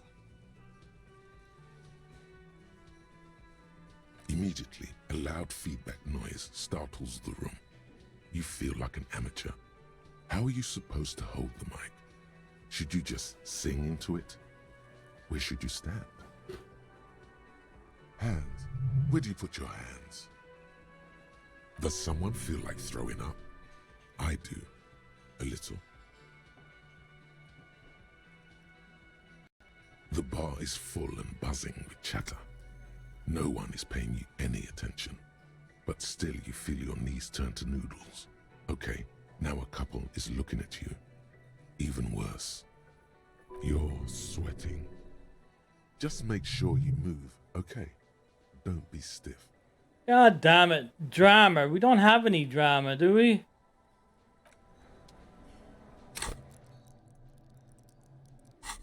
Drama.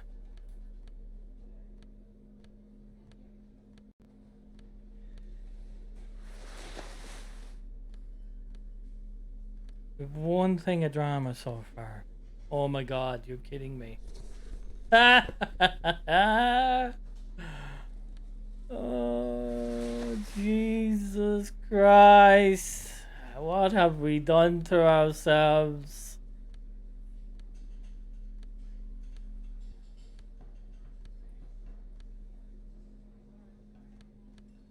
Just make sure there's no minus dramas.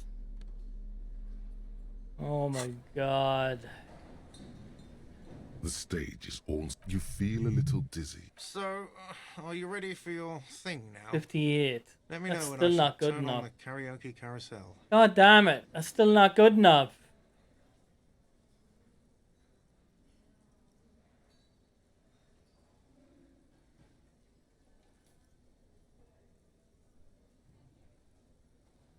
Shit.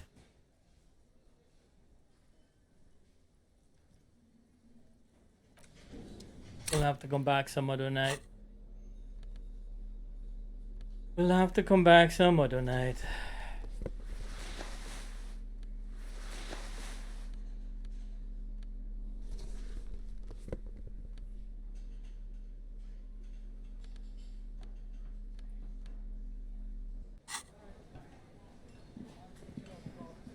I'll be back.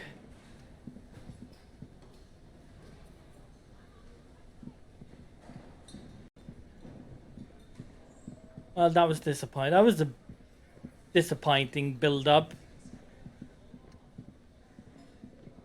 You see, the cobalt blue surface feels rough to touch.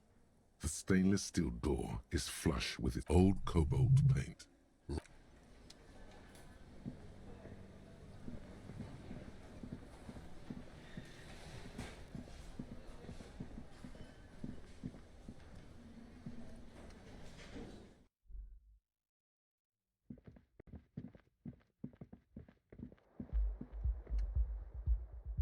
We haven't paid for it.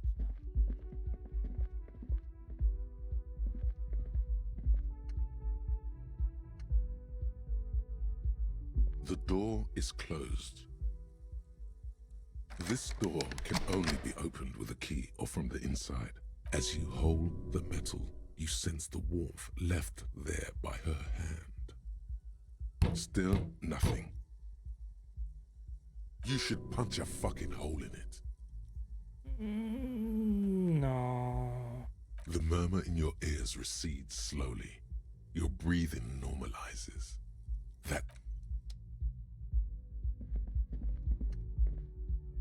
The lieutenant's door is closed. No response. Still no response. Where is he? Isn't it party o'clock? Doesn't he want to go for a little drive?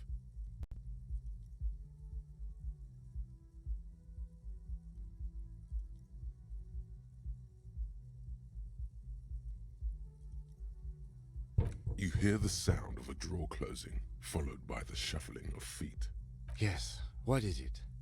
What time is it? Isn't it always party time with you?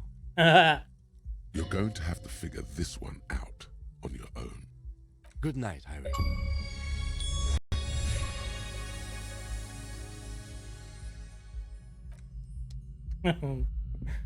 Night, Kim.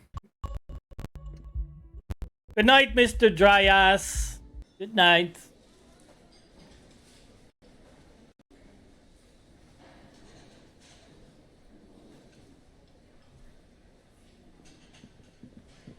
So we need drama in our life now, huh?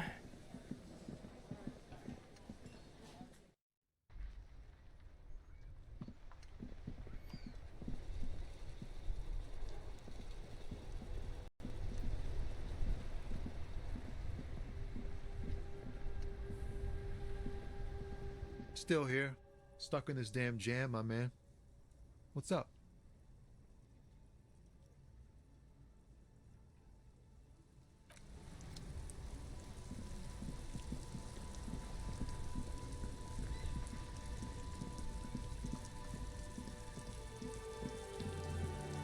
If the pawn shop has anything new for sale.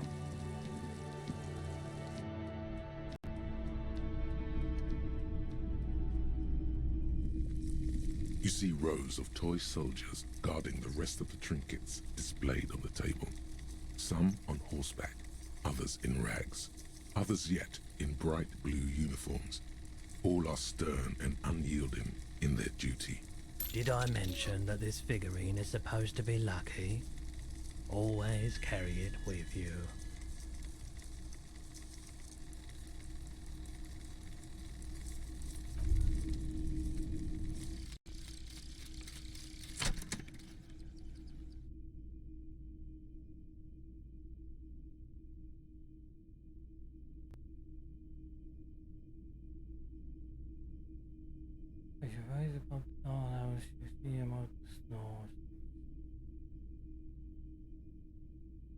20% zoom out distance. All motortronics learning caps raised by 1.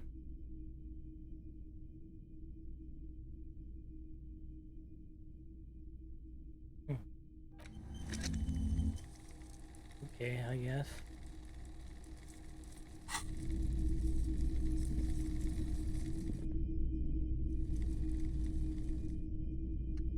I don't know what that's gonna do.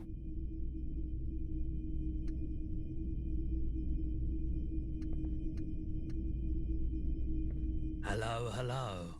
Let me know if I can help you with anything.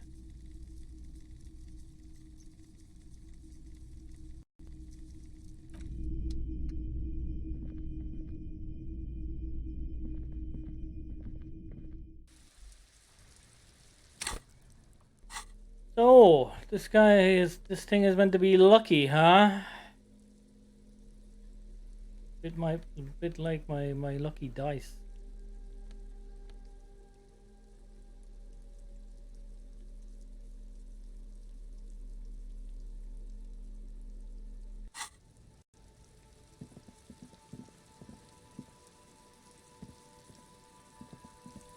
Oh, there's a bridge there. I wonder if that bridge comes down eventually, huh? I would say it probably does. Looks like the main road in and out of here.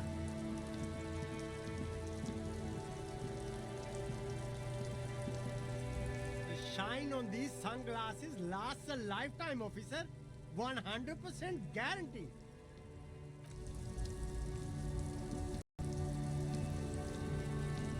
The speakers below are banged up and worthless. The sneakers triumph over them. They're the star of the show here. They're expensive, aren't they? They're nice though. Reaction speed, hand-eye coordination. If you ever get into trouble, they'd be nice to have.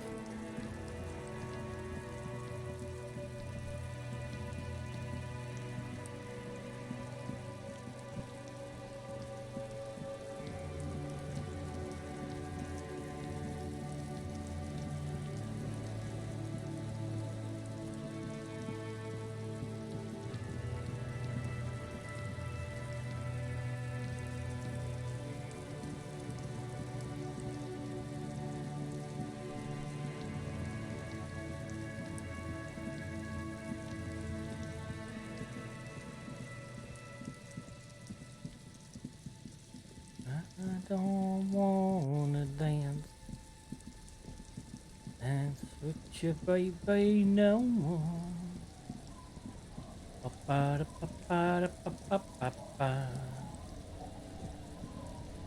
Aye, the sea's gonna calm down soon. I can feel it. The wind is turning southeast. What's in your mind, officer?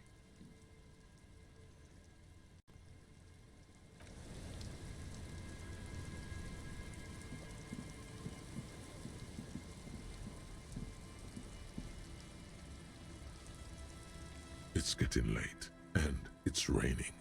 Time to call it a day.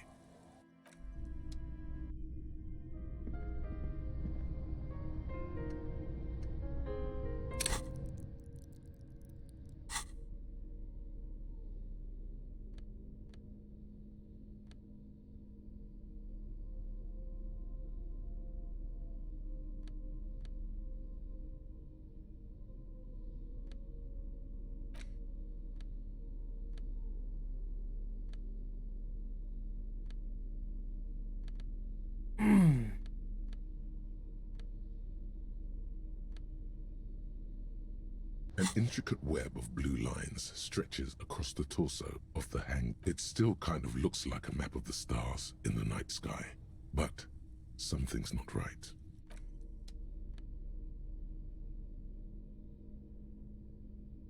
The worn map features the patchwork grid of the streets of Martinez, with directions to appropriately touristy locations. Year 48 resides on the upper right corner. Your finger moves through the finally coming to a halt on the spot where you are currently standing. For a more detailed view of the map, go to your journal and select the Map tab.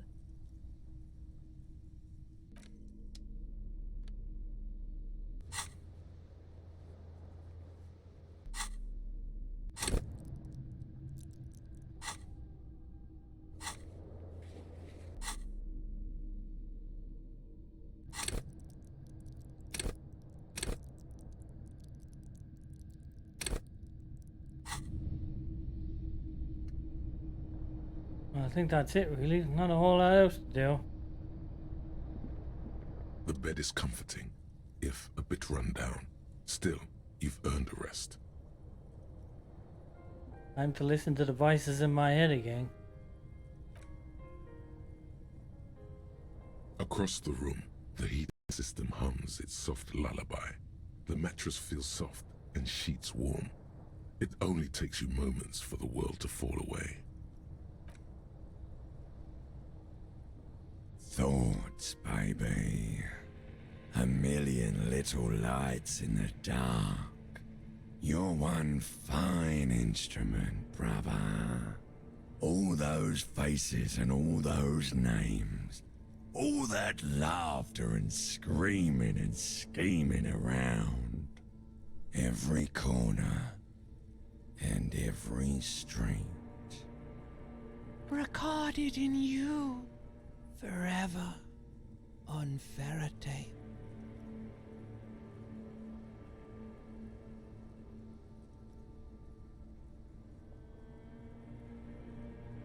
On and on it goes, for untold hours. At the disco where you first asked her to dance. Rising, rising, above the dark curvature, the great wingspan of sleep, studded with stars. I have a feeling that the woman didn't leave me. I left her. Behold, there are millions of them down there. The first time, the last time, the smoke in her mouth, the plotted flowers, the faces turning, changing. It's the world, Harry boy, and you're made of it. Every day you're out there, you make more of yourself from it.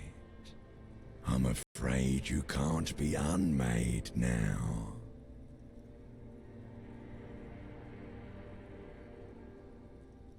You can never forget this shit. Oh, it's the ice, the rain, the snow. I don't want to. It's beautiful.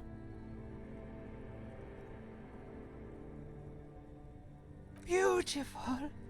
It's stuck on loop, whirling, spitting out words and images. You're the son of the world again. Harrister, a ceaseless agent. Picking up litter and old newspapers. Collecting your little bubblegum wrappers and idiotic picture postcards. Meaningless, meaningless keepsakes. Reading your awful letters and recalling things, aren't you? The endless names of the world. An address book you are. The map of a city.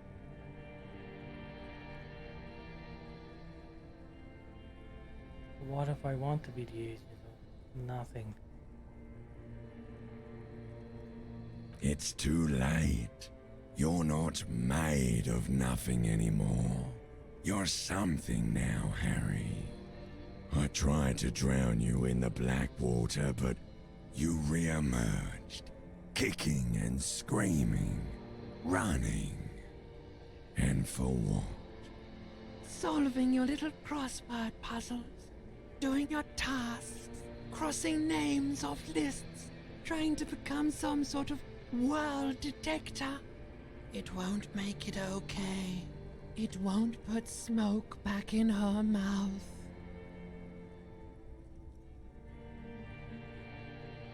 Why?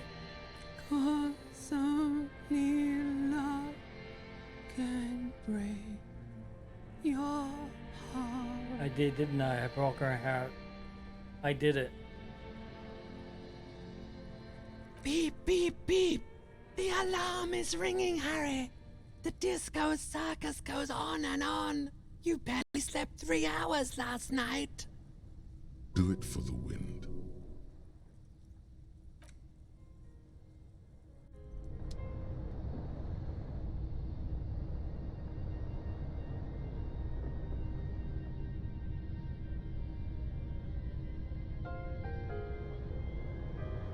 Well, at least I wasn't pissed out of my head.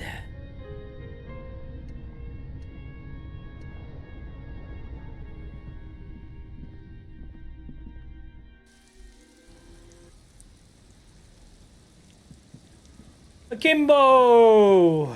Good morning, sir. I guess we better make that phone call, huh? I wonder if we use the police car or will we use the phone up the road? I think using the phone up the road might be a bit more interesting.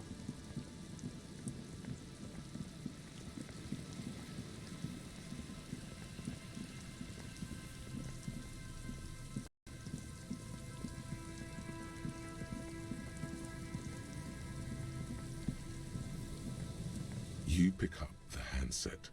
There's a tone. The machine is operable. Oh, random number. No, that's not what we want. We should try that when we're alone.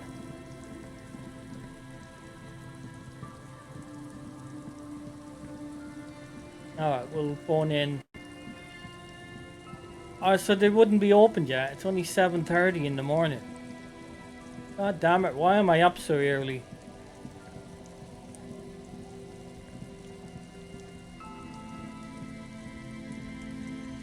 Our tenant, the policeman. I hope the waves don't keep you up at night. What can I help you with? Yeah, we need to put more into suggestion. Nearly there.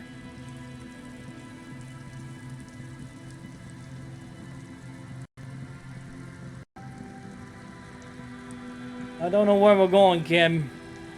I'm running out of ideas.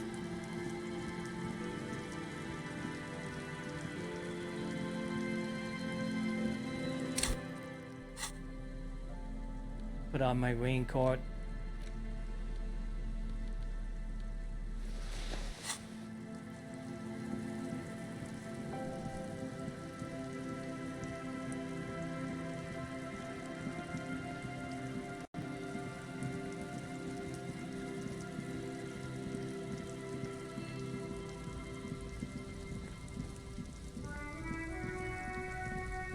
Oh, well. What have we here?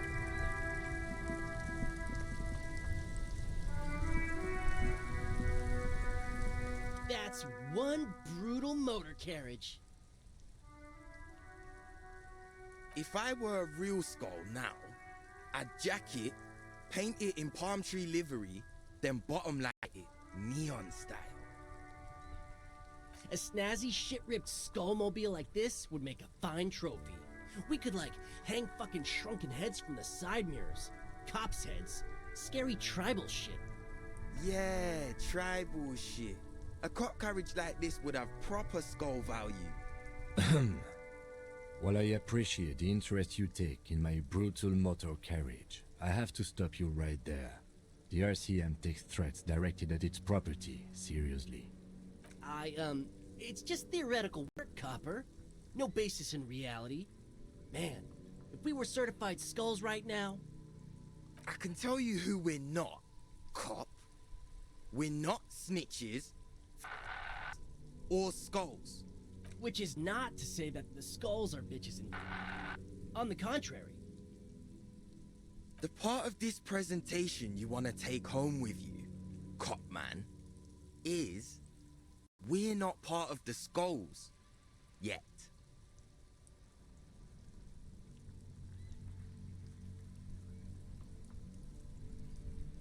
You don't know?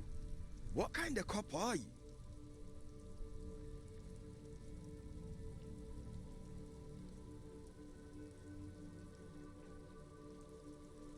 The question was rhetorical. The Skulls are the most vicious gang of the Besmertnay. The nastiest bunch of psychos ever. Jacking carriages and getting into high-speed chases. Possessing an infinite amount of fuck-all swagger, infamous for their non-verbal modus operandi. They usually occupy the burnt-out quarter in Jamrock, or you can find them loitering around the brightly painted bottom-lighted vehicles. I can't wait to become a skull. Bottom lights are wretched aggressive. No, they really, really aren't. It's porno tuning. Say no to the porno. Murder? Yeah, sure. We'll gladly tell you everything we know about it. It was a man. Also, he was hanged. He was hanged from a tree. Yeah, I mean, duh. These punks don't know anything. Let's just move along. Hey, stop right there. How does one know anything? Sure. Understandable. Fuck, and I appreciate your effort, though. Oh yeah, Cindy's a right proper skull. Yeah, a true artist of the future. Just like Arno van Eyck. By the way, if you see Cindy, give her our regards. The lieutenant on your left is unusually lenient toward them.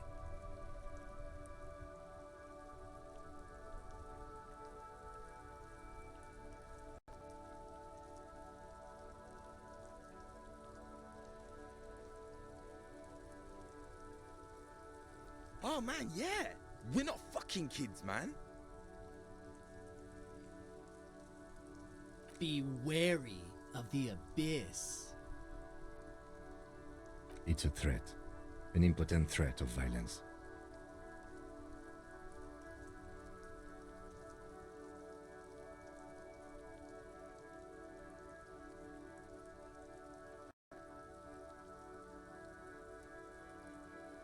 But I don't. In fact, I dislike them so much I'm willing to drag you boys back to the station just to calm myself down. Hey, there's no need for that. We're just talking here. Joking too. Stay light, man. Yeah. Didn't you cops, like, have some questions about skulls or some shit? The Union does their share of policing in Martinez, at least where gangs are concerned. That's why there isn't much organized crime around here. Apart from the unions themselves, of course. Of course. Don't you worry about that. We're gonna make up for the deficit. Yeah, we are. We're not franchise skulls. Well, not yet. Once we get our name out there, we'll have a chance to join them. Because we can be just as psycho and vicious. You'll see. I better not say.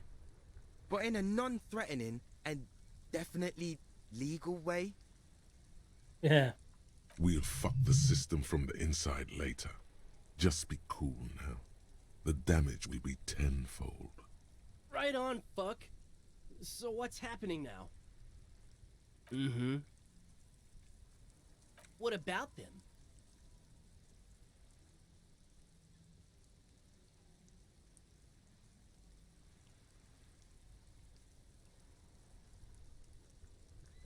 Like I said before, many men keep searching for the one, for so-called true love, which is actually just obsession masquerading as kinship. The thrill of the chase, the hollowness that fills your chest cavity after catching it. To catch a fish, you'll need to hurl the lure many times, and even then it isn't certain that you'll get anything. If you blow up the lake, though,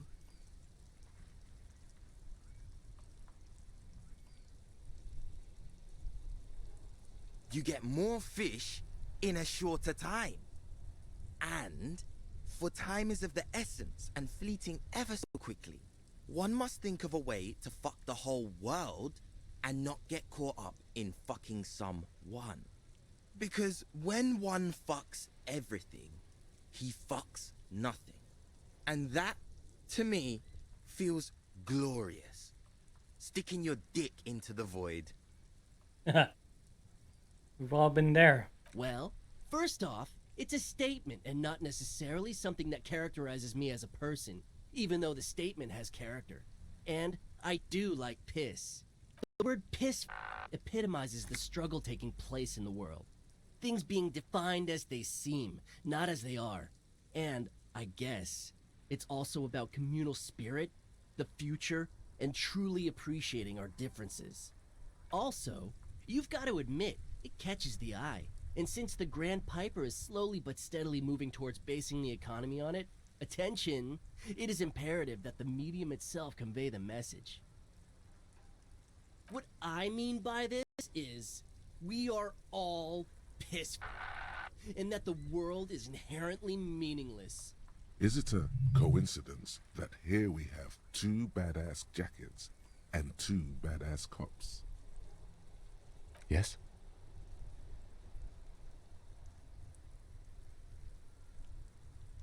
What is? What are you implying?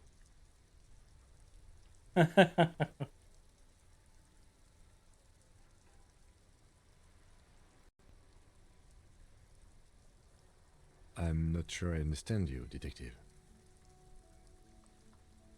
Neither. Fine, if only to end this discussion.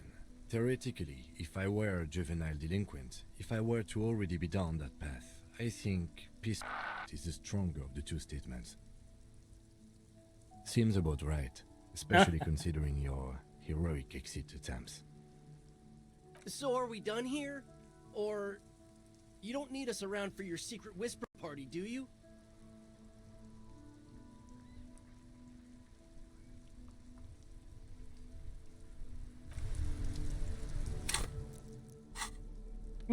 Half-Life, huh?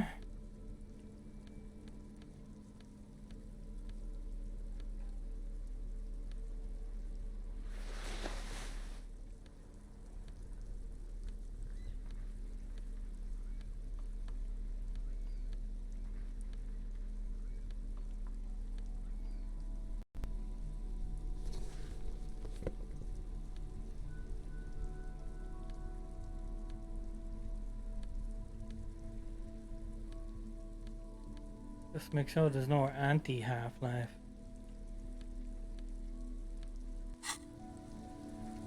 That ride is fucking... Hey, piss. Look who it is. These guys aren't Oh, scary. come on! You're not scary. I have nothing to work with here. It's either begging or bullying, or both. Just ask them, maybe. Why?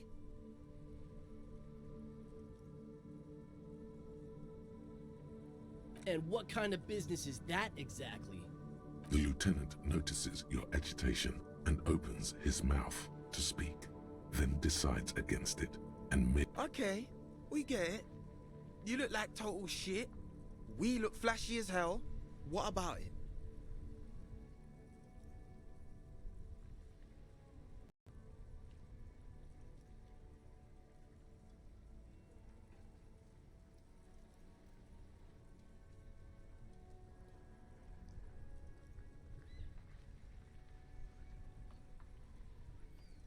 The lieutenant looks down at his bomber jacket and shrugs, obviously content with his uniform.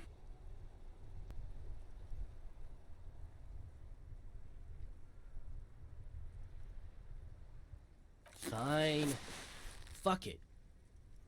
Here. Take it then. I can't handle this sad shit. It's true. He simply can't. It's called empathy. Wow, I did not see that coming. You better wear that jacket with pride. Fuck that. You're not getting mine. My dad's a lawyer in La Delta. He'll have your badge. No, he won't. The lieutenant is lightly amused by the situation.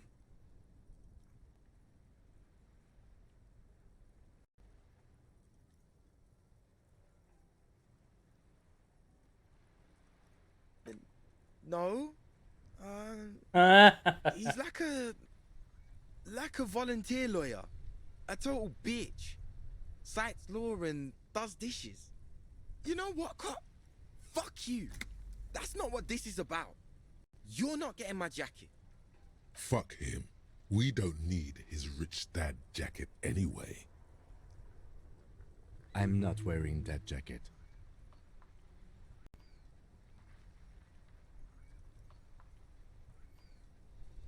I don't think this case requires us to go undercover or raise hell.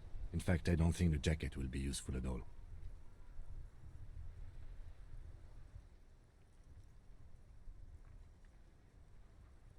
The need will not arise. Look at this cute shit. How can we become skulls if you go around fraternizing with cops? Let's get the fuck out of here before anyone sees us. Fuck. I'm sorry, man. I just don't like confrontations, that's all. Well, we got one jacket out of it, I guess. Drama. Oh, we need drama.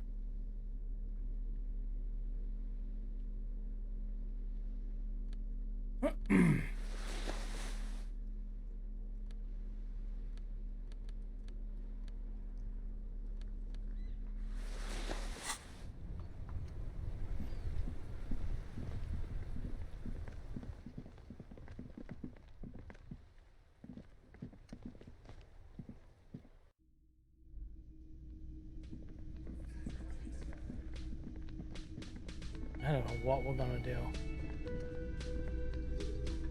Again? I can't believe this shit.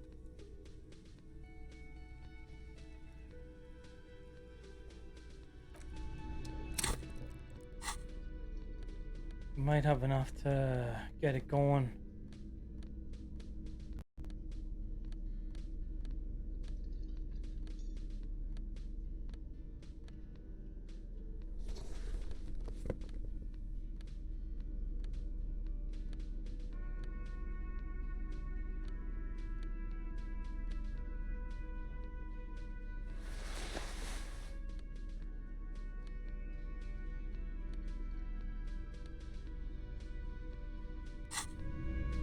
Again? I can't believe this shit. It's still 72%. 72% always let me down without fucking fail. Guaranteed. Yes? What is it?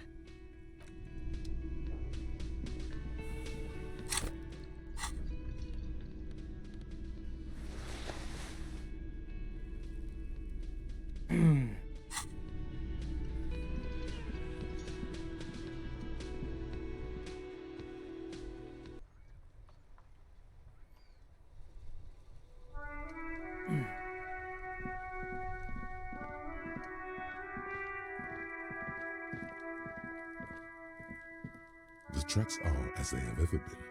A bit more worn, perhaps. Fortunately, the street sweeper still hasn't noticed their presence. No wonder the cafeteria manager seemed frustrated when he was giving us directions to the yard. Well, you did provide us with a very convenient access point to the crime scene.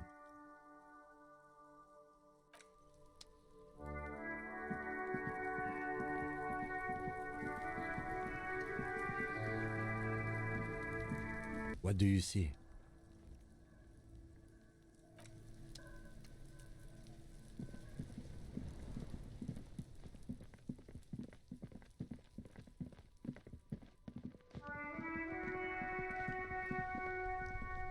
I guess we could talk to the leader of the union again, see if we can get something out of him.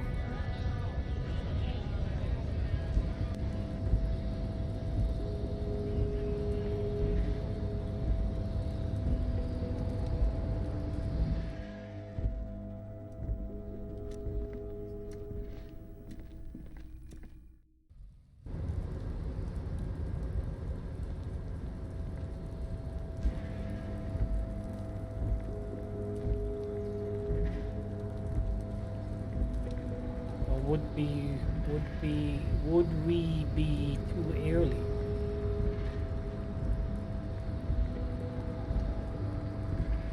You're back before the cargo container.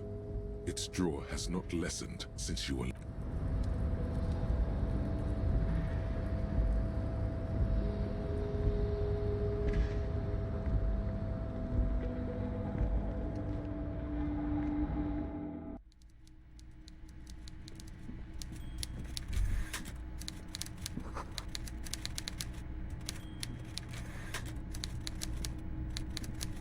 Mr. Dubois, every worker...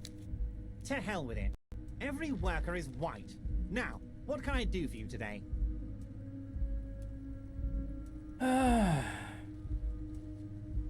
Great! You want to bounce something off your old friend Mr. Clare, right? Well, let's hear it, Harry. It's perfectly okay. Even if you've told her everything we've talked about, it's absolutely fine. Absolutely, Harry. What's on your mind? Let's hear it, Harry. Of course, Harry, of course. Yes, yes. My best men are tracking it down.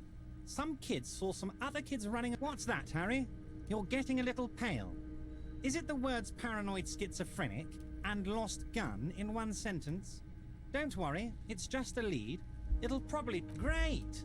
You want to bounce something off your old friend Mr. Clare, right? Well, let's hear it, Harry. Yes, yes. His expression makes it clear. This is childish and irresponsible behavior. If she actually wants to see me, she will find a way. Any good negotiator would. And I just don't have anything to discuss with a bad... It's a fortress. He knows she can't get in here. He doesn't want to see her. It's as simple as that. Absolutely, Harry. What's on...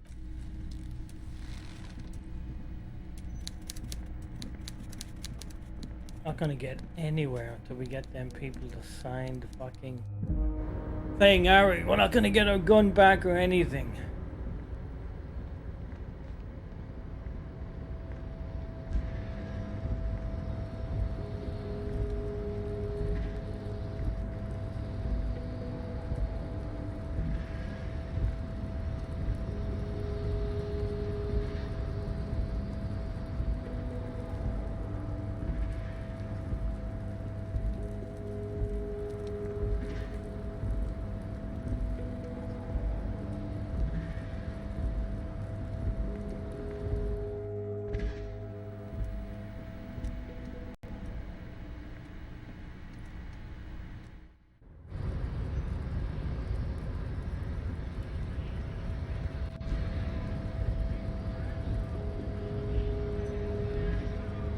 No, get down.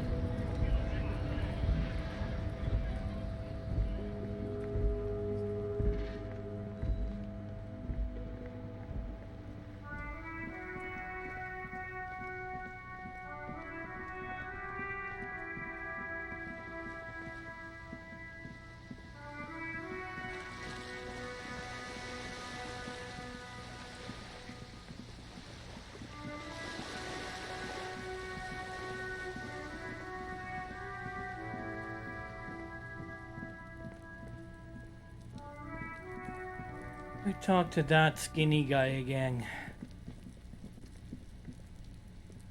The door is closed again. Nothing to do here anymore. You hear someone inside, walking from room to room. Whoever lives here must be back home. The door is you hear... Well, I guess not.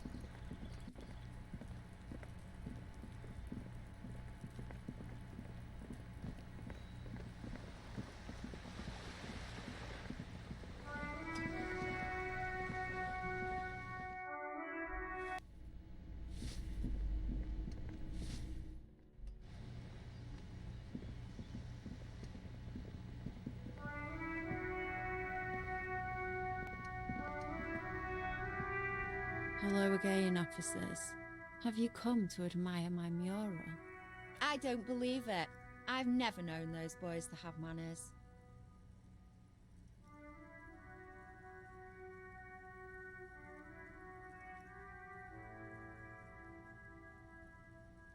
There'll never be skulls, but their hearts are in the right place.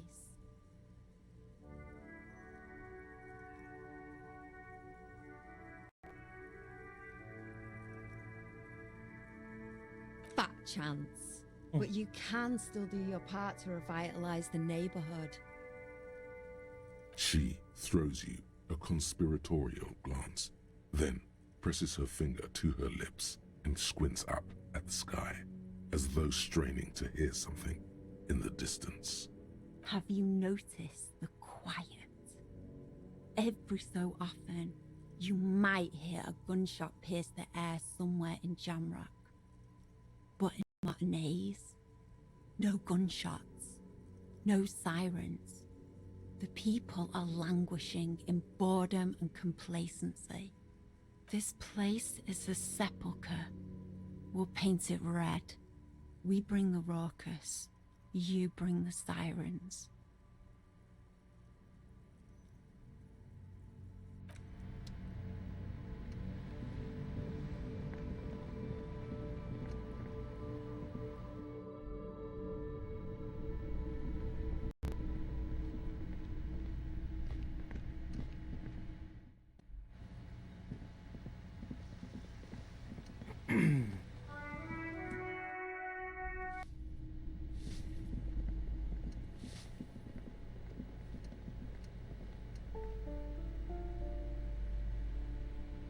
You hear someone walking around inside, rearranging the furniture. The number on the panel says 10. I don't know, there's something odd about that room.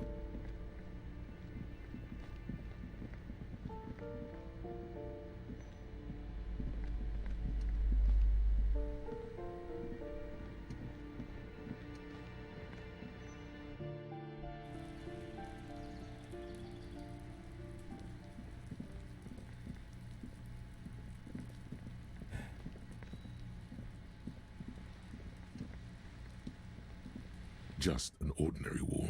Nothing to see here.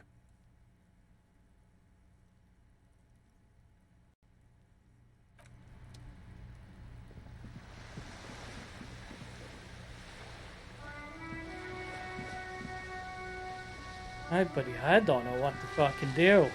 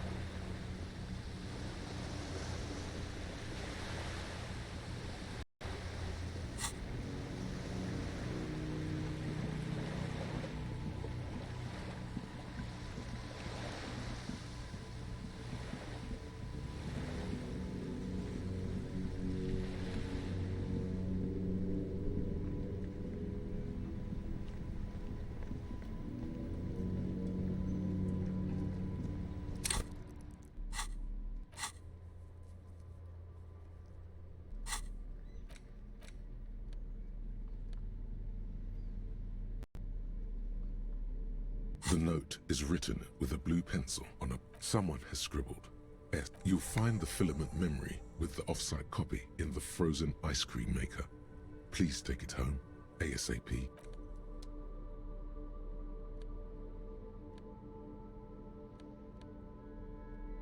The edges of the pages are worn and smudged. You open the book. His arms. You flip to the copyright page. This book was Berserker Man from Helium, the steel muscles of a passage reads, the man thine spell, I have grand plans for you. In the to find the jacket, he is ambushed. The jacket, he is ambushed. The jacket copy, he is ambushed by a you open his arm, you flip to the copyright page. This book, Berserk Man from Heimdall, ride the steel muscles of Man from Heimdall.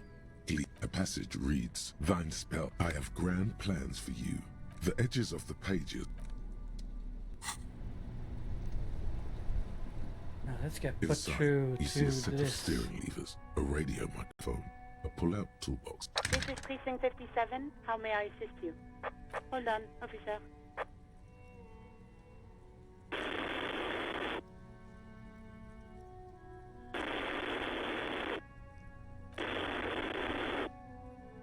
I've got Central Jamrock Public Library on the line, and I've already introduced you to their librarian. Connecting the call in 2, 1. Yes, this is Central Jamrock Public Library here. How can I help you, officer? Billy Majon, you said. Give me a moment, I'll have to check our database. Years.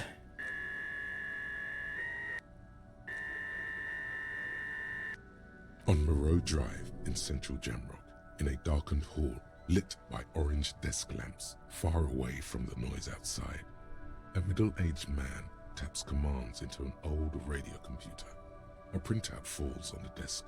Behind him, a lonely reader scours some dusty bookshelves, looking for a paperback. Yes, hello, are you still there? I found Billy Majon's home address, is that alright? No phone number, unfortunately.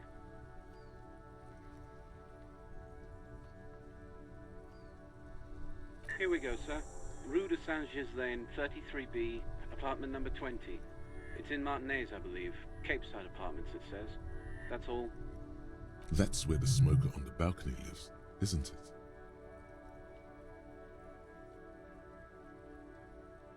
It says here that they returned their last book just a few days ago, but I wasn't at work that day.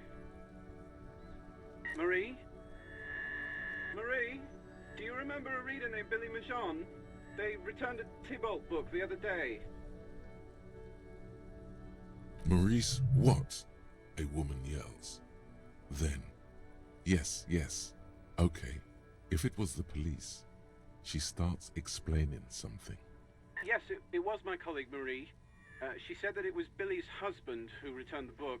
He also asked for this new sci-fi release, Lowe's Radio City 87, but we don't have it yet.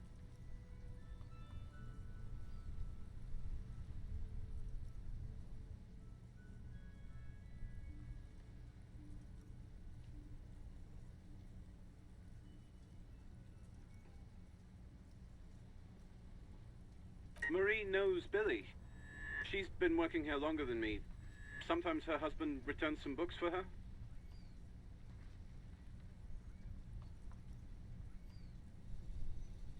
Sorry, no. Marie only knows him by sight. Marie? She said it was an older man, and that she's pretty sure he'd had a drink or two the last time she saw him. 1 second. Sorry, Marie wasn't really paying any attention to that. Happy we could help. Goodbye, officer. Anything else you need from me? 57th, over and out. In the cabin, you see a set of steering levers.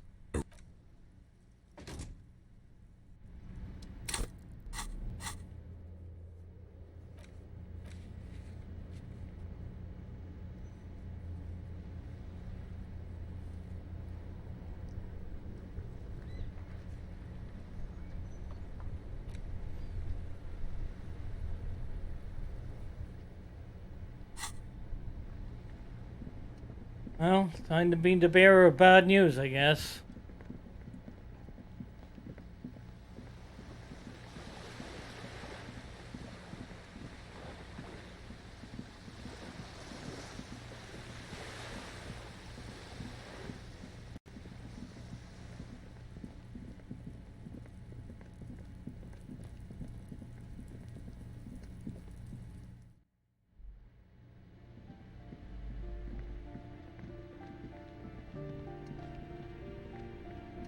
That's 10. We have to go up, don't we?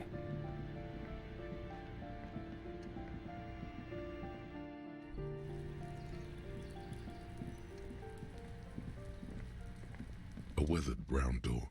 The number reads 20. Something smells good. Soup allongio. The lieutenant motions to you to go ahead and knock.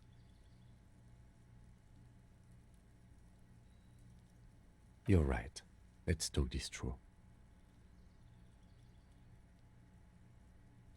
You hear some light footsteps and what appears to be a daily weather forecast playing on the radio. We have our first preliminary identification. In all likelihood, the deceased is the husband of Billy Méjean. We need to confirm this, as well as deliver the death notification to Billy herself. Now, delivering a death notification is never an easy task. There's a reason why it's often called the most stressful part of our job. This is why it's usually done in pairs. You got this. I'll be monitoring reactions, ready to act if necessary. Dad, just don't say that you know how they feel. You don't. I might. Yes, it's hard. But there is no easy way to handle this information. It just has to happen, as soon as possible. The lieutenant motions towards the door. Hello? Who is it? And someone turns down the radio.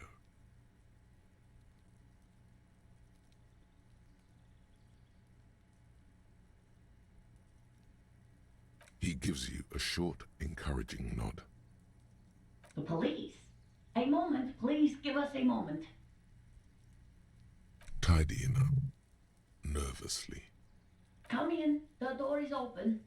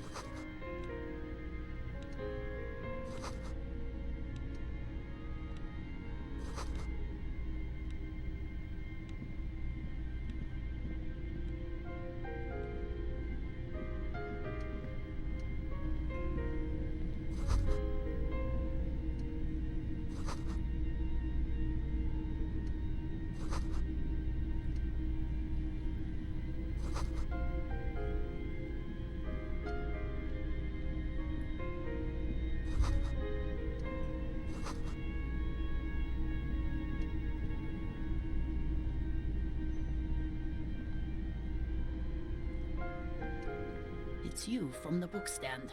Oh no. Shit. I don't think I introduced myself properly. I'm Billy. Would you like something to drink?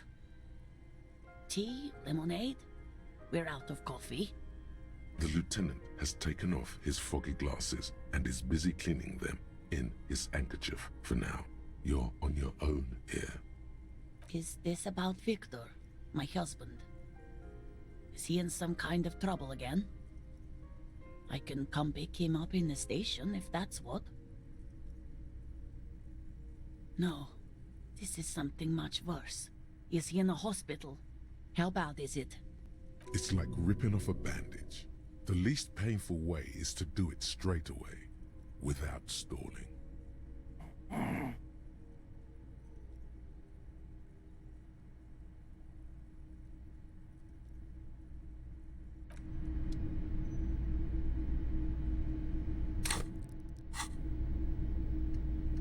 She looks up, too anxious to say anything.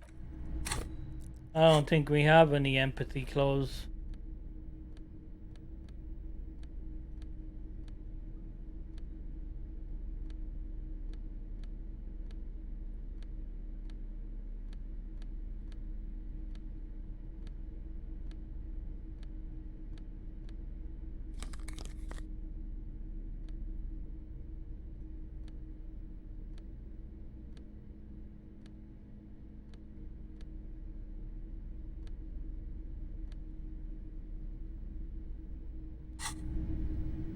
She looks up, too anxious to say anything. 42%.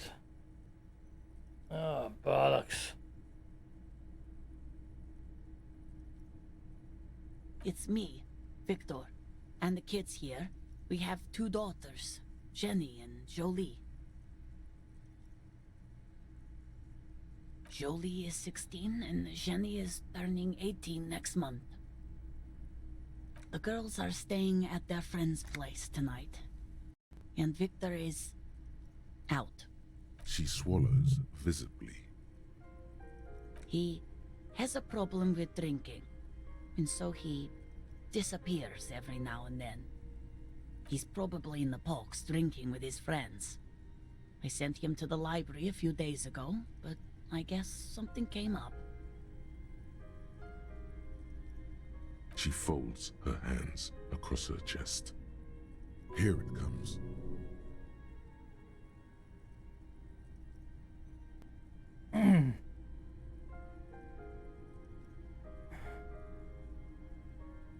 People got to eat? What is this about? Why are you suddenly asking me about my cooking? Fuck. I don't want to. I don't want to do this. Force yourself. Slap yourself.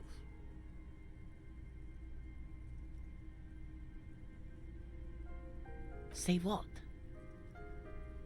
Officer. Too late. You ruined it. Just say it now. Excuse me? What? What did you say? She's in pain. She's in so much pain. And so are you. You sense that the lieutenant is ready to say something. Don't let him. Fix this yourself.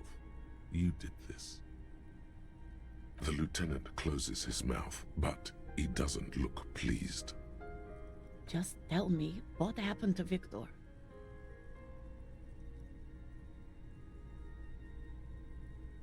Where? Did he run away? Oh. Yes, I'm sorry, I just need I don't know what to say. I guess what I want to know is, how did he die? Why? It's that bad. You stupid. Why did you say that? It looks like he slipped on the boardwalk. Fatally, I'm afraid. It was just a very unfortunate accident, although alcohol may have played a role. And you just found him there? Lying in the cold? How long had he been there?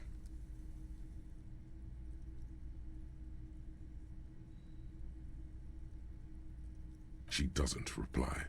Her eyes well up with tears as she struggles to keep it together. You hear the clock ticking in the children's room.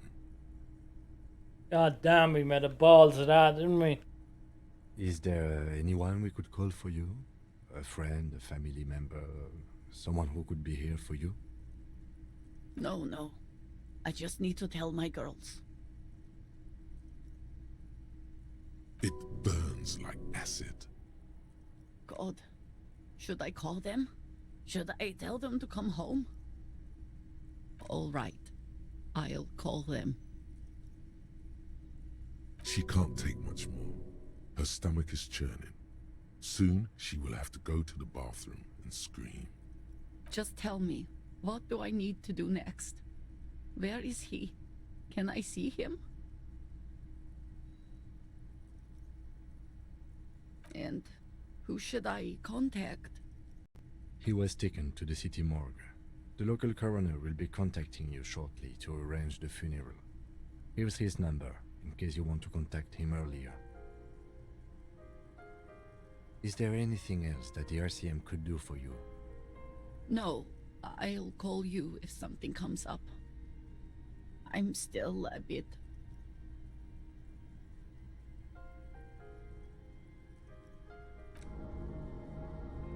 a brain condition. Yes, you're a total fucking horror show.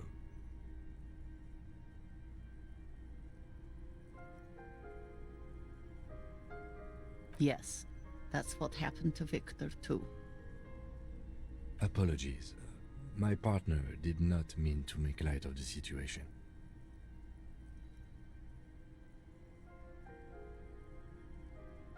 Again, if there's anything we could do for you, then don't hesitate to call the RCM, ma'am. She just nods, distant and inconsolable. Oh, The fuck, bed springs man. rattle beneath her as she begins to shake. We just met a complete bollocks at that. These are her last reserves of strength. Her muscles will give in soon to a scream. We should step outside and talk.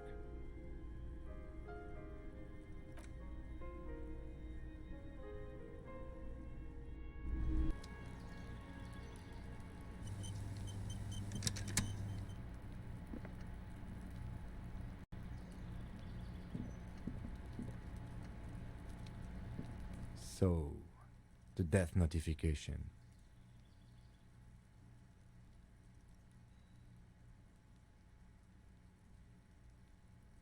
It's alright, don't worry about it.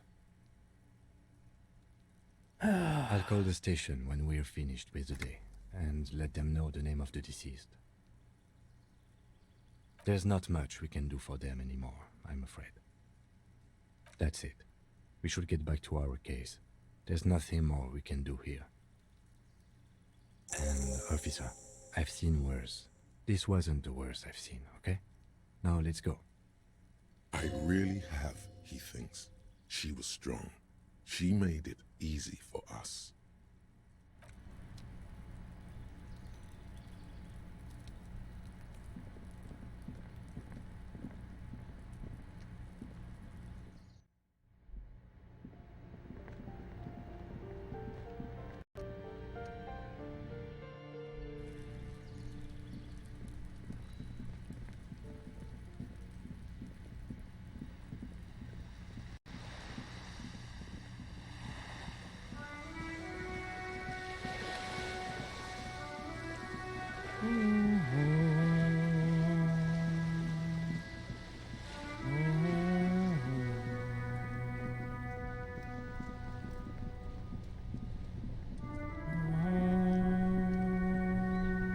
Inside, you see a set of steering levers.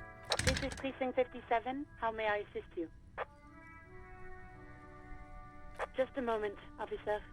10-4, come in, officer. Over. Roger that. 10-10, over and out.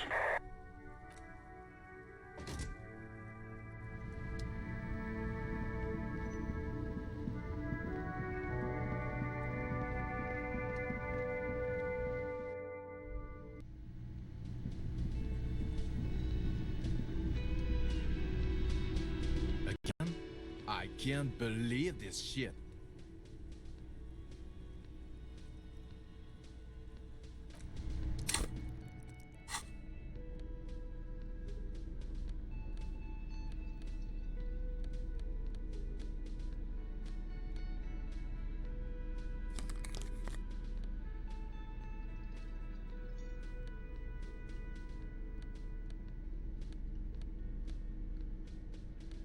Yeah, all we have is jackets.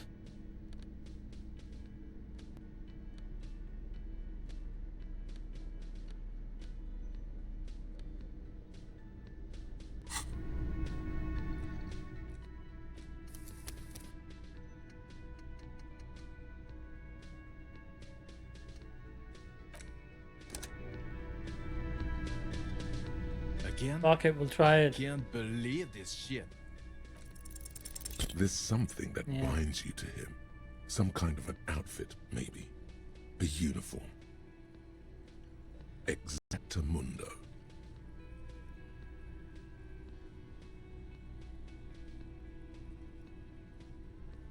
Well, that depends. Define fire. Stop it, Jean. No, he's never been a firefighter. No one here is a firefighter.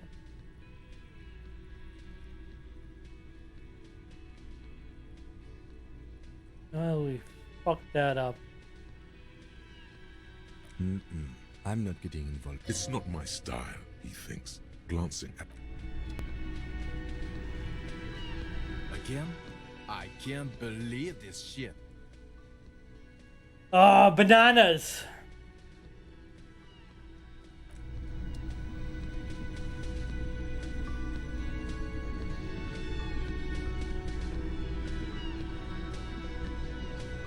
Yes? What is it?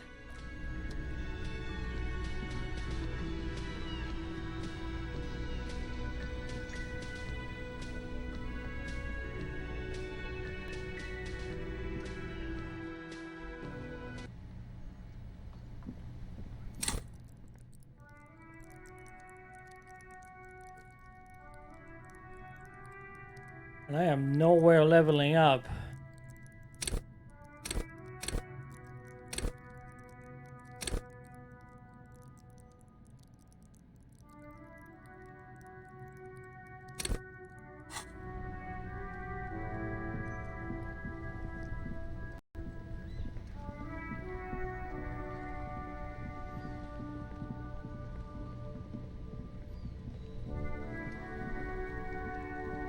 Still here. Stuck in this damn jam, my man. Yeah, What's I don't up? have anything empathy. We are so fucked. We are so fucked.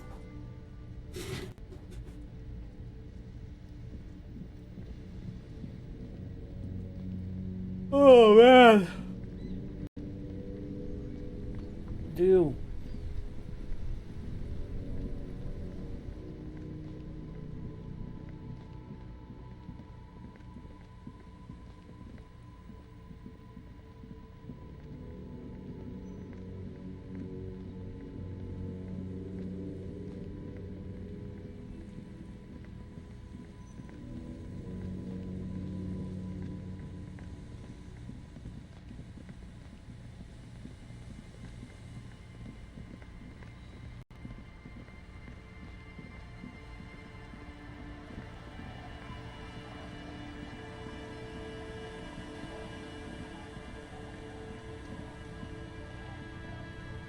Waves are beginning to die down. Look at those little bastards. Simmer down. Simmer down, bastards.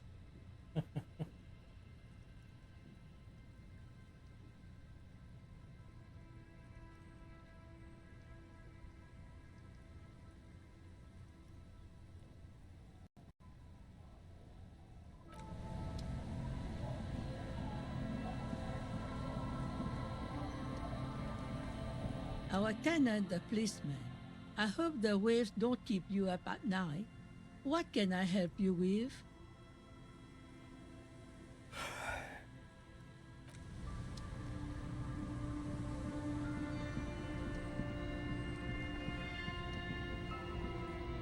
Yes?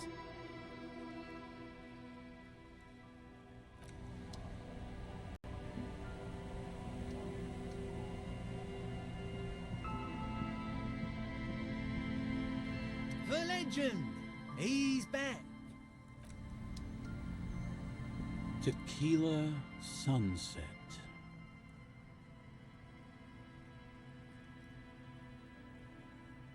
Wonderful.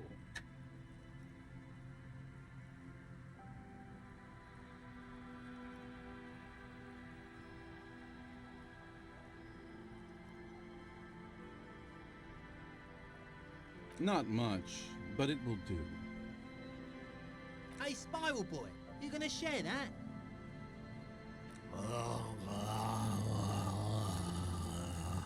Shut up, guys. I'm telling a story here. Something happened to you. Something happened to me, too. My actual name is George, but around here, you already know. I was once a reasonably high net worth individual, a founder / junior partner at a high concept creative services agency.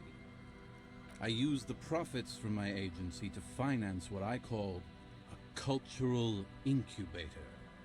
Abstract value generation, value per person, high concept stuff. I developed the paradigm, worked within the paradigm, but the burden of leadership weighed heavily on me. So I went jogging every so often to keep myself sane. 22 full-time employees, an all-star team, a potentially historical set of individuals. Worrying about them often kept me up well into the morning hours. It did. With my trusty Sansaric tracksuit, I felt like I could conquer the world. But now dreams are worn thin, much like my tracksuit. One day I left on my evening run. As you may know, it's impossible to clear your head when you're distracted by the sound of keys jangling in your pockets. His eyes are clouded. his dilated blood vessels encircling his irises like stinging brambles. So I removed the key ring and put the keys for the front gate and the apartment into different pockets to stop the jangling, you see. At least, that was the plan. I was halfway done with my usual lap when it started to rain.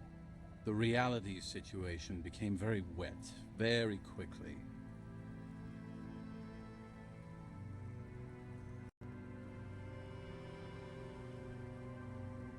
I made my way back home and discovered that I didn't have the key to the front gate. I'd mixed it up with the key to the letterbox, which was useless. Naturally, the situation required me to climb over the gate, which I did. There was no climbing down because I slipped and landed on my ass. Ouch, indeed.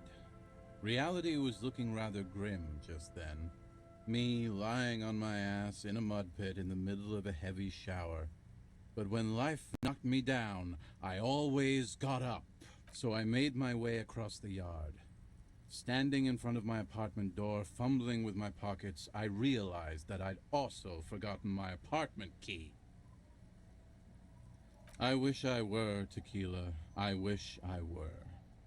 Instead of my apartment key, I'd taken the key to the office. I rang my neighbor's buzzers. It was late, and most of them didn't even answer. Those who did assumed I was trying to sell them something and hung up before I could even explain the situation. People are naturally wary of ad men, you see. One moment someone chats you up, 5 minutes later you've bought a box of edible lingerie and a strap-on. I don't begrudge them, especially since I was known to be one of the best. Just then, I experienced a moment of clarity. I still had the key to my office. I could wait out the storm there. But when I reached my office, I remembered that I'd asked one of my producers to change the locks that day. And since I hired only the best, he'd already done it, and I couldn't get in. Anyway, long story short, life spiraled out of control. I haven't gotten into my apartment for years. Let's kick the door down. My girlfriend left me because she didn't want to date a homeless man. The company, well, you see where I'm going with this. So, now you've heard my tragic tale. What do you think? Like nothing you've ever heard, huh?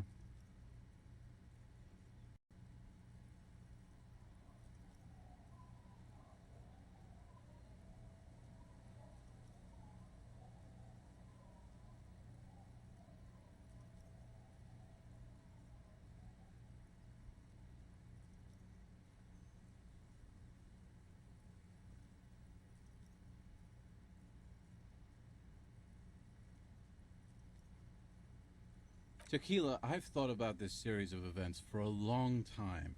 If there was anything else to it, I would have thought of it by now. Why didn't you go to the authorities? Well, at one point they came to me, but, you know, I didn't have any ID on me, so they tossed me in jail for 2 days. I can't say it increased my faith in the RCM. No offense, gentlemen.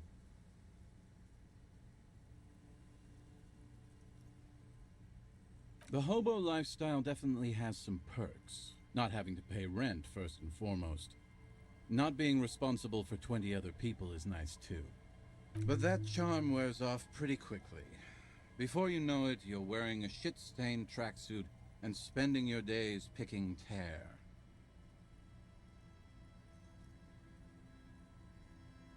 Good fucking question, Tequila.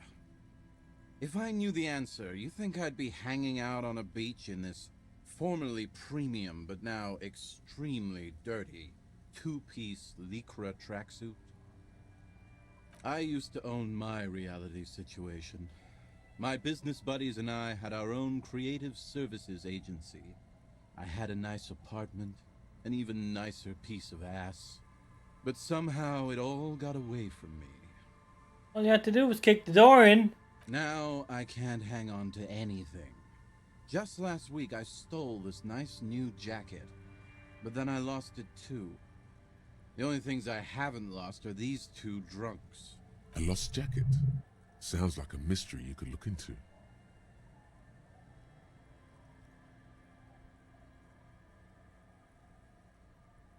Tequila, it's a verifiable tragedy. It was practically brand new.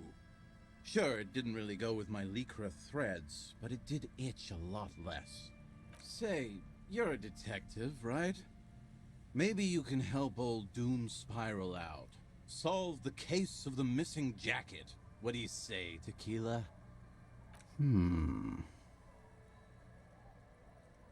Nah, this isn't it. Found? That's medium concept stuff. Totally not my style. It's a big world out there, Tequila. A lot of lost jackets in it. Don't know why you'd think this could possibly be mine. Hey, Doom Spiral. Ain't that the jacket you stole the other week? Not on your fucking life, Rosemary. What's wrong with you people? Like I'd be caught dead wearing fawn, like some low-concept bicycle courier. Tell you what, Tequila. Why don't you just hang on to that one? I'll get another jacket. Someday. At least you got a nice jacket for your troubles. What's in a name? Hey, Spiral Boy, you gonna share that?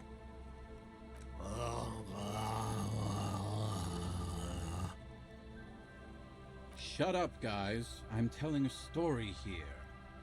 Something happened to you. Something happened to me, too. My actual name is George, but around here, you already know. I was once a reasonably high net worth individual, a founder / junior partner at a high concept creative services agency. Yeah. So you don't want to just hear the same story again? No. Okay, I do. But as you can see, my fuel tank is running quite low, if you catch my drift.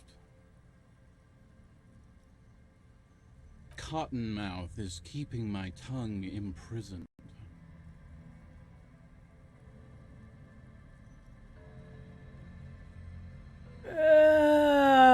Yeah, fuck it, why Of not? course. We might get something Drink out of first, this. story later. Classy. The tale I'm about to tell you is an urban legend particular to Martinez. That said, I first heard it from a former bicycle courier in Koran. There are many variations on the basic story, and the details often conflict. What everyone agrees on is that nobody knows the exact nature or identity of the phenomenon. Are you telling the story of the headless... Shut the fuck up, Rosemary. Summer of 44. 17-year-old Gertrude Het is walking home from a late shift at the harbor. It's almost midnight. She stops for a cigarette near the canal. The streets are warmed by a southerly breeze. The lights of a passing motor carriage bloom and fade in the distance. In the harbor's dark, her cigarette is a beacon, dancing alone. The image comes to you effortlessly, as though you'd walked the same streets yourself 1,000 times.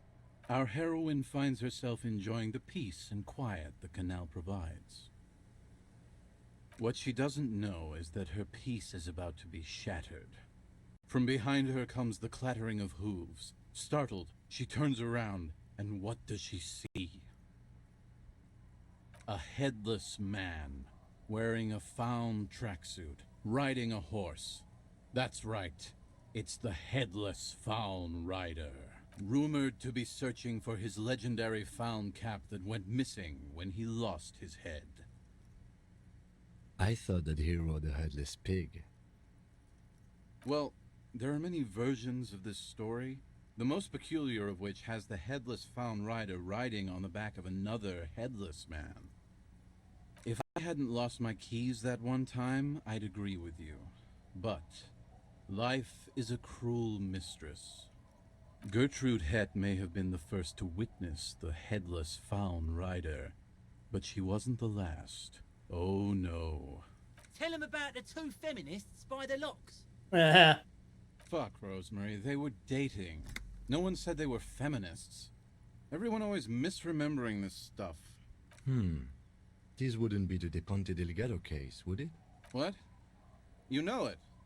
I've read the case file. But please, go on. Right. Early autumn of 46. Ula de Ponte and Eva Delgado are fishing near the waterlock long after the sun has set. The wind picks up. A sky already dark now blackens. Water starts falling from above. The first cold rain of the season. Two women stand on a small outcropping of rocks. One of them is wearing a purple raincoat. Thin lines reach out from the rods into the sea. Small droplets start appearing on the surface with increasing frequency. The women are caught in the downpour. They act quickly. Eva gathers the rods while Ula turns around to reach for the tackle box. When she sees something, her shriek is so violent that the residents of the nearby apartment building believe lightning has struck. But there is no lightning. Only a heavy downpour and the silhouette of the headless Faun Rider looming on the horizon. Ula makes a run for the shore, but Eva slips on a wet rock and disappears into the cold, cold canal with nary a sound. Her body is never recovered. Naturally, Ula de Ponte became the prime suspect in the disappearance of Eva Delgado. De Ponte maintained that it was the so-called headless Faun Rider and that she ran, fearing for her life. During the investigation, it became apparent that there was a love triangle, the third party being some small-time businessman. I don't remember the exact details. The leading theory was that an argument broke out on the jetty and De Ponte pushed Delgado into the canal, then cooked up this stupid cover story.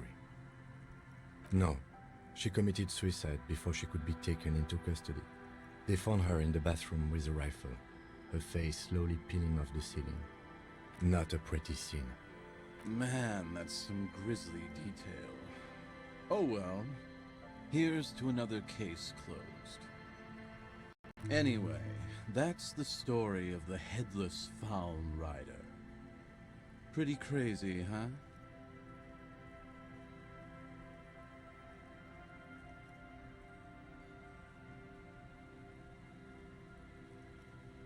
Well, Tequila, that's part of the legend.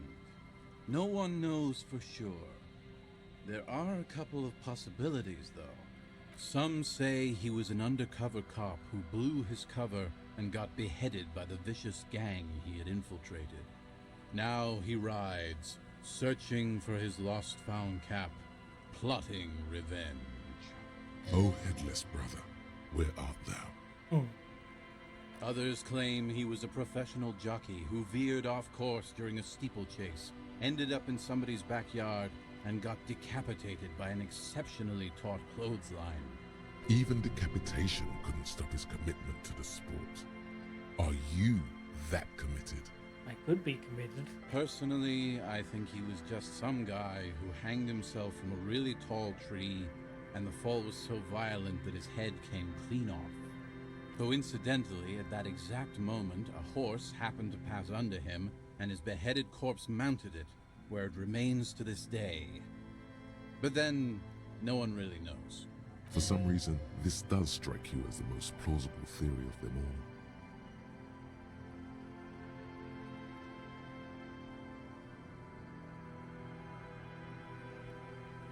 all. Like you could do better, Tequila.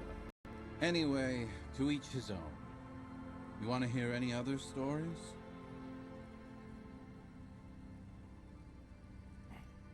Hard to argue with that, I suppose. That's the reality situation for you. You think you got a handle on it, then blam! It throws some wild shit at you. Yeah? Why don't you go eat shit, Tequila? There's no way you know a better one than that. Giants? That the best you got? Give me a break, Tequila. No one knows. Some say he stalks Martinez to this day, and can be seen near the canal when the clock strikes midnight. He won't, though, because it's just a stupid legend. Aye, I saw him one night when I was right shit-faced. I actually do have one. The strangest of them all. But I'll need to fortify myself before I can tell that one. Do you have anything to fortify old Doom Spiral? Tell me you got some story juice. No, no, no. Contrary to popular belief, I enjoy being alive. If you find any, I'd be extremely grateful. Okay, let's step aside for a second. I have something I want to talk about. Yeah, I think this asshole had something to do with the murder of the girls. I've been meaning to have a little chat with you about your sense of style. I'm glad you finally started dressing a little more like an officer of the RCM. Keep it up. Your half-brother is proud to stand beside you.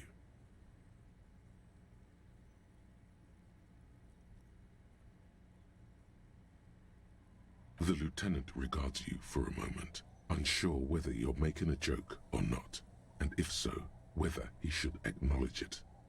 Right, detective. You are one regular cop. You know the expression, the clothes make the man? The right outfit in the right situation can make all the difference in the world.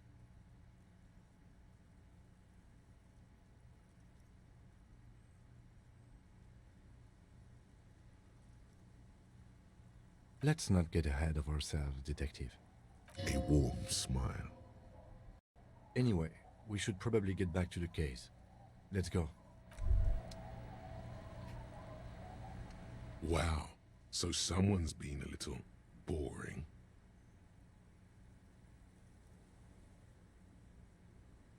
Yes, my standard liege.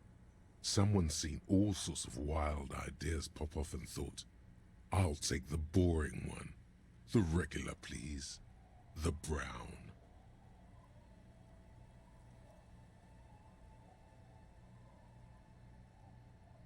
No need to be defensive. The regularity, the brownness, the cut and dry have their appeal. A very standard appeal. Of course you do. Let's get right to it. My lord's coppo type is regular cop. I'll let everyone know. I'll send out a telefax.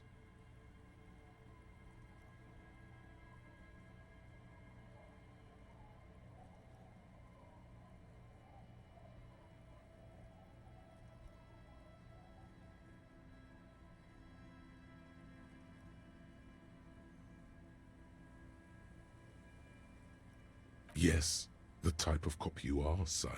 Think of it as a caste, a class even, a nation of regular law officials that you belong to. It comes, of course, with the usual benefits.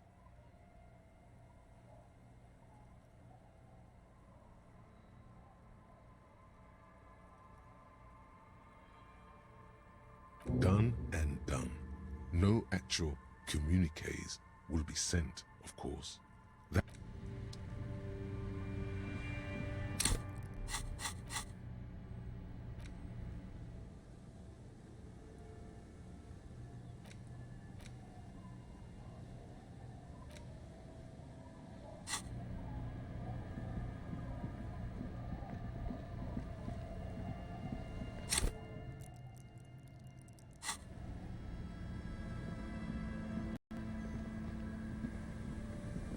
the scruffy-haired little boy kicks a stone while the other watches him do it.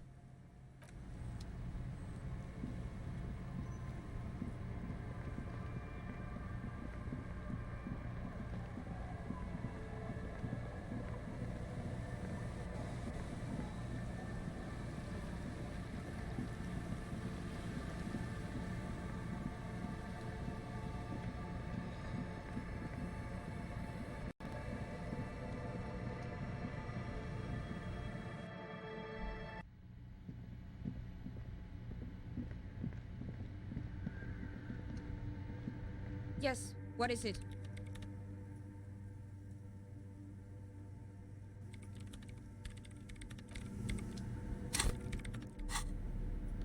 I don't think I have any perception.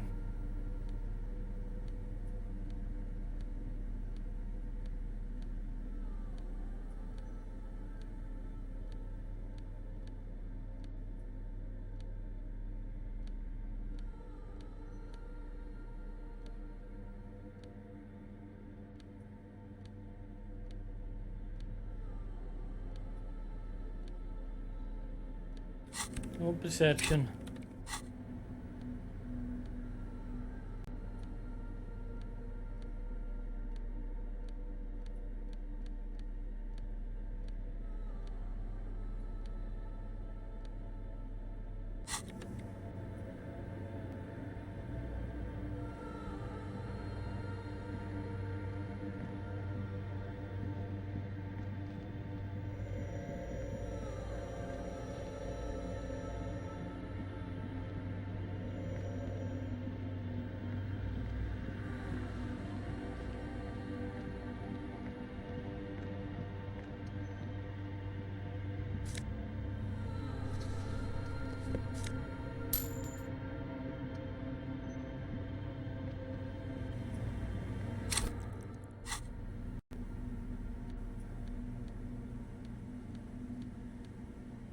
Empathy.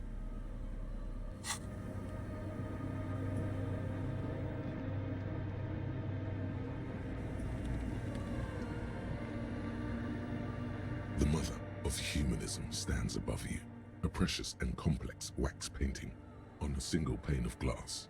A crack runs across the length of her body, her face oval and sad.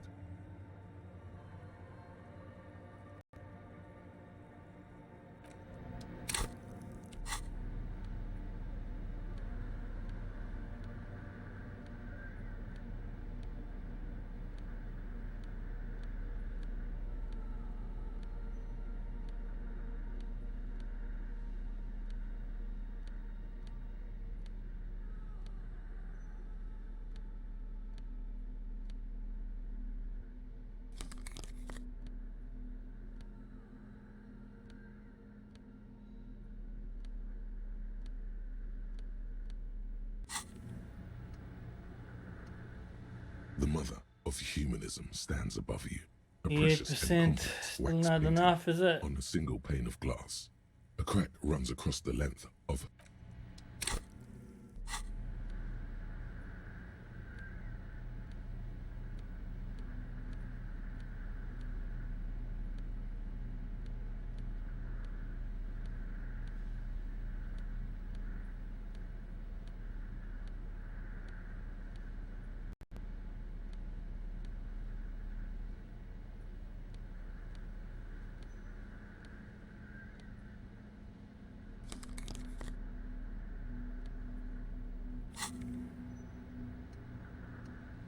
The mother of humanism stands above you, a precious and complex wax painting on a single pane of glass. A crack runs across the length. Not a whole lot we can do. Not a whole lot we can do.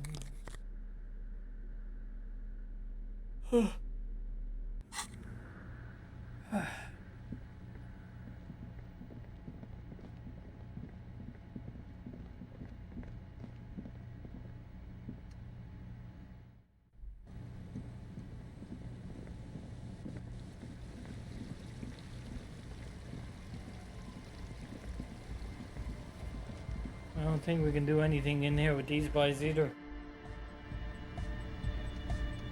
Hi again. So, how are things going?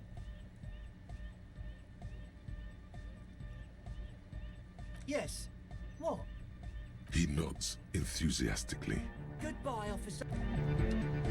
Huh? I see you're here again. Off-sign a sticker. You mean the yellow one? Can you describe it to me? Oh, wow. Right on your cop ledger. You like it?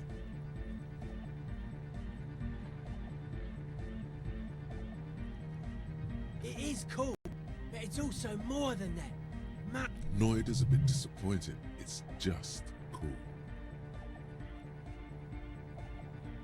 The dead guy's smiling. He defeated history. We are living in the age of history, and in the eyes of history, we are always already dead. How can we ever smile then? Because history is a lie, and so are its deaths. The present moment and life are the hardcore.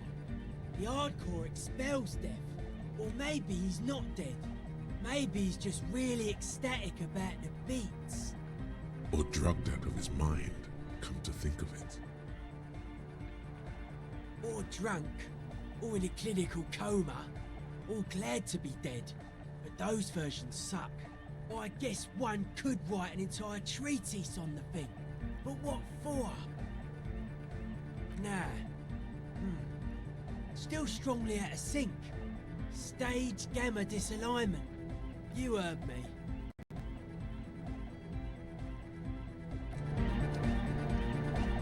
The young man with the tape recorder This is hardcore.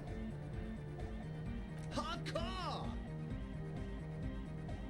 Hardcore to the mega. Internally coherent. Encore! All right! Yeah! He furrows his brow. Hardcore! Ah! Is it though?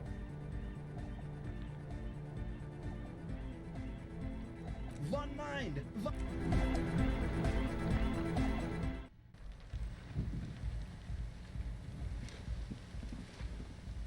Hello again.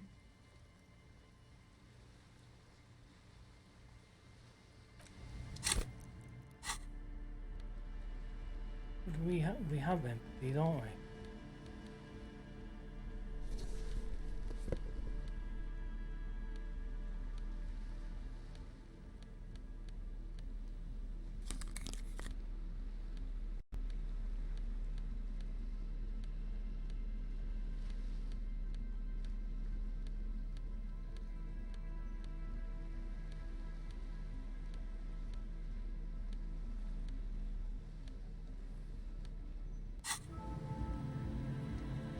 Hello again. Not enough. Hello again.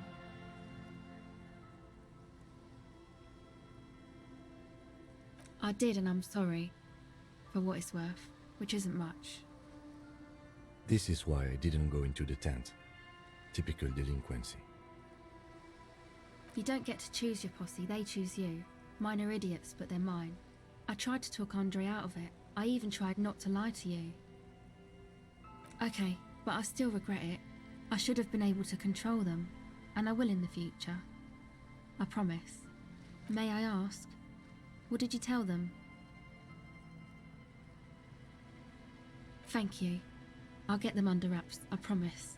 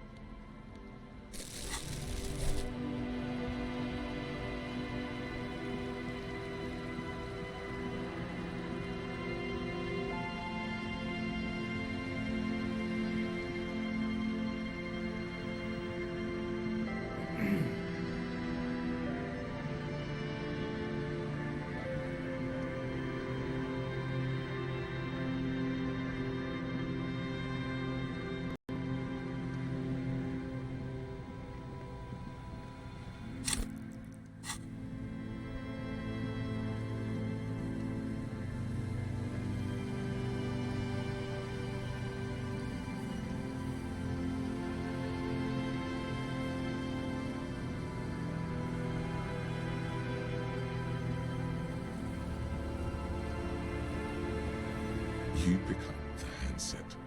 There's a tone. The machine is operable. Calling. Still called again. Someone with... Hello, Gerard speaking.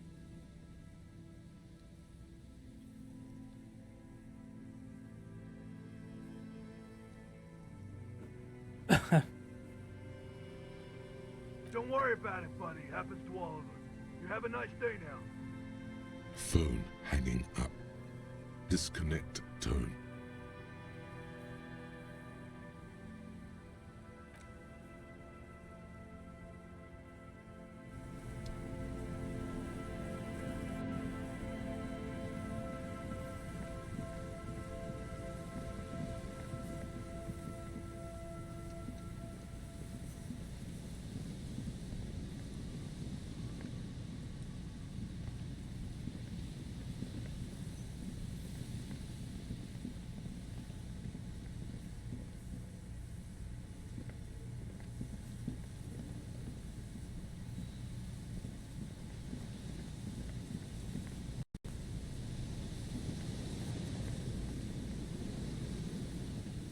Wonder if they got the body.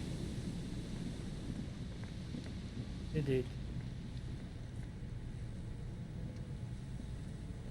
There's some tear, an empty cigarette package, and a crumpled kebab wrapper.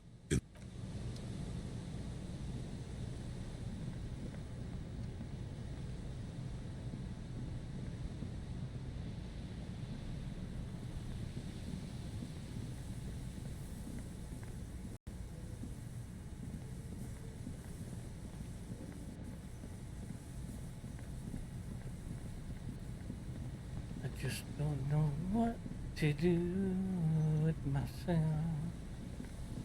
Ba-da-bum-ba-dum. But they're still talking about the fucking thing. Hello. Isn't this a fine morning?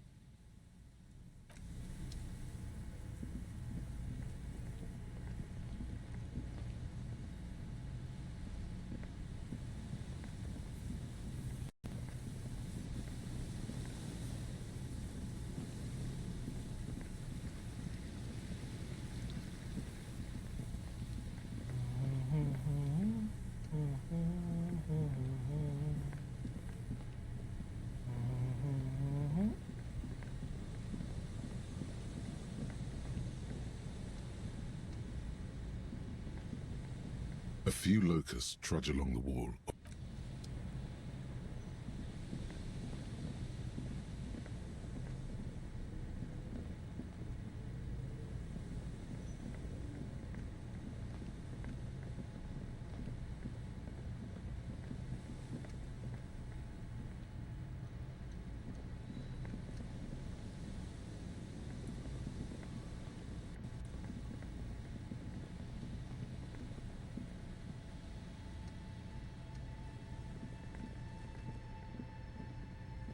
The trap is filled with dead and dying locusts.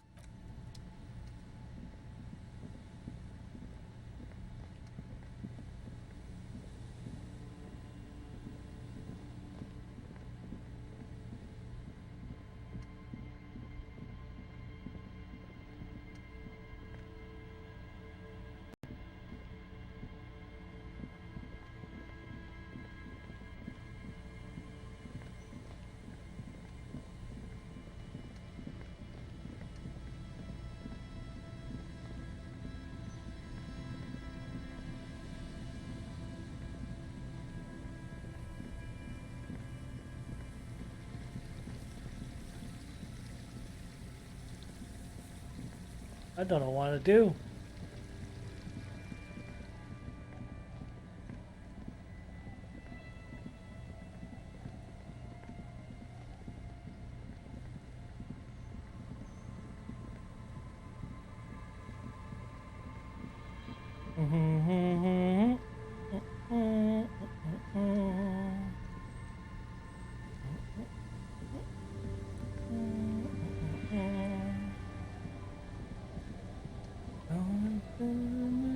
Waves are beginning to die down. Look at those little bastards. Simmer down. Simmer down, bastards.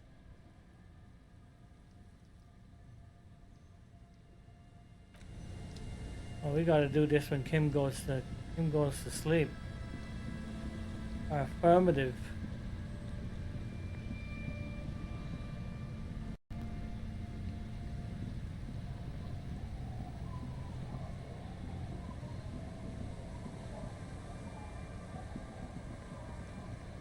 That's something to do tonight, I guess.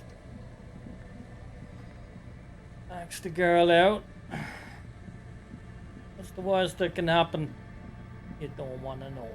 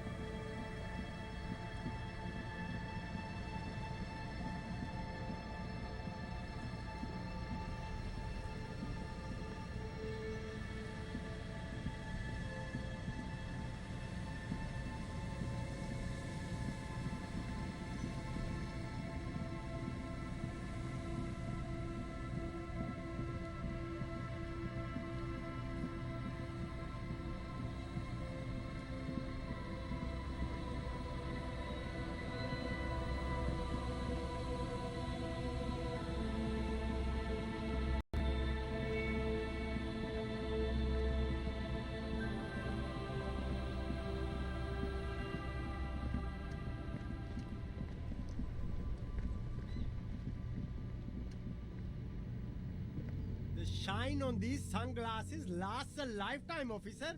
100% guaranteed.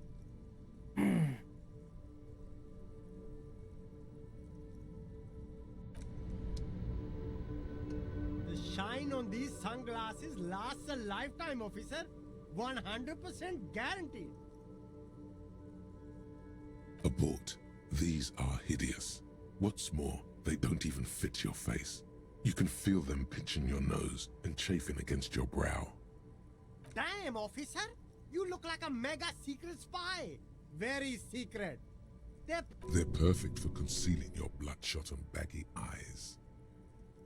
It's going to be very difficult for anyone to take you seriously with these things on your face.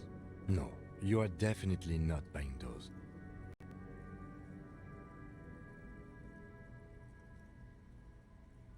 Are you sure? But they look so good on you. You should think this through, officer. A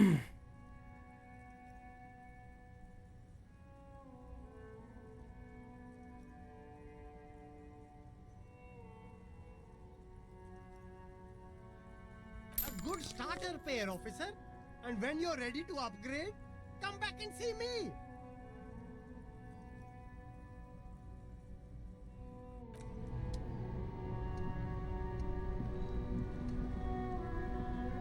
You keep coming back. That's good, officer. Keep browsing those clothes, keep saving that economy.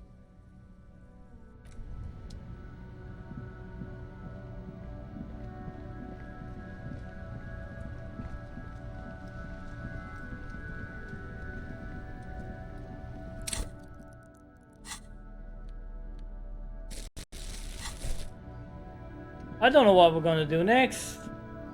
I'm running out of ideas.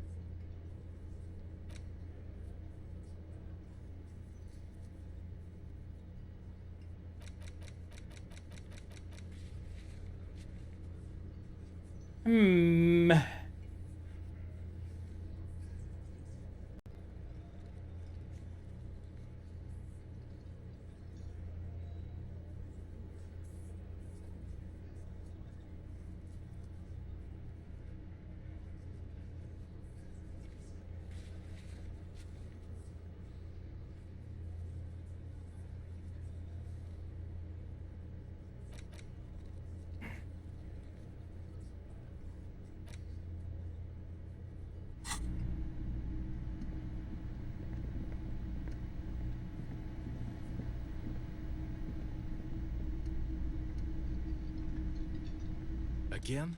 I can't believe this shit. No. No, he doesn't. If I wasn't clinically depressed, I'd burst out laughing. But I'm gonna go with no right now.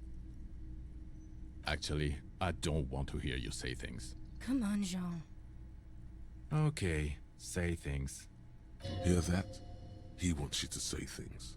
Suddenly, out of nowhere, case-related things start popping up in your head.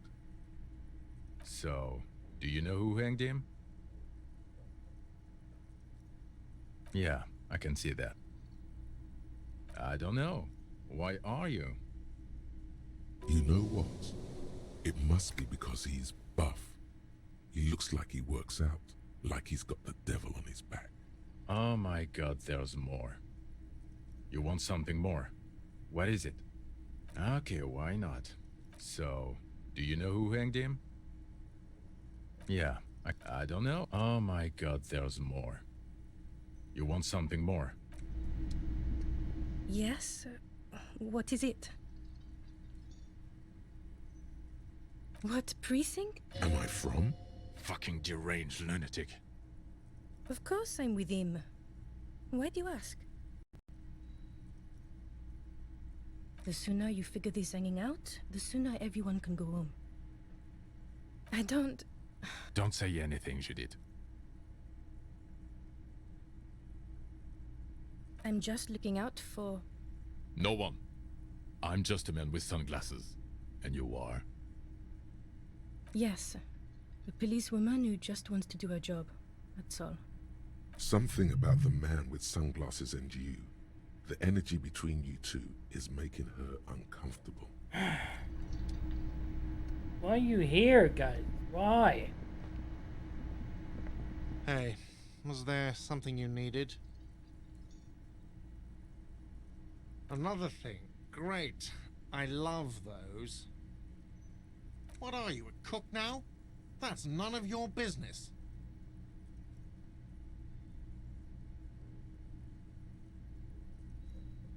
He wasn't pan-fried, he was lynched. What could the kitchen possibly have to do with... Fine, okay. The kitchen is closed until 1 PM because the cook is working. You can snoop around after that, if you must. Yes?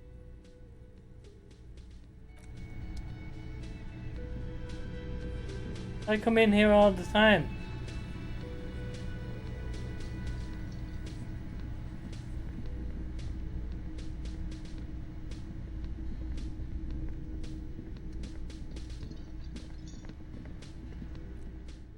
Alright, boys and girls. I need to have a think about this. Because I don't know what I'm going to do. I could confront these guys again. But I don't know. That's probably what we'll do next time. Hmm.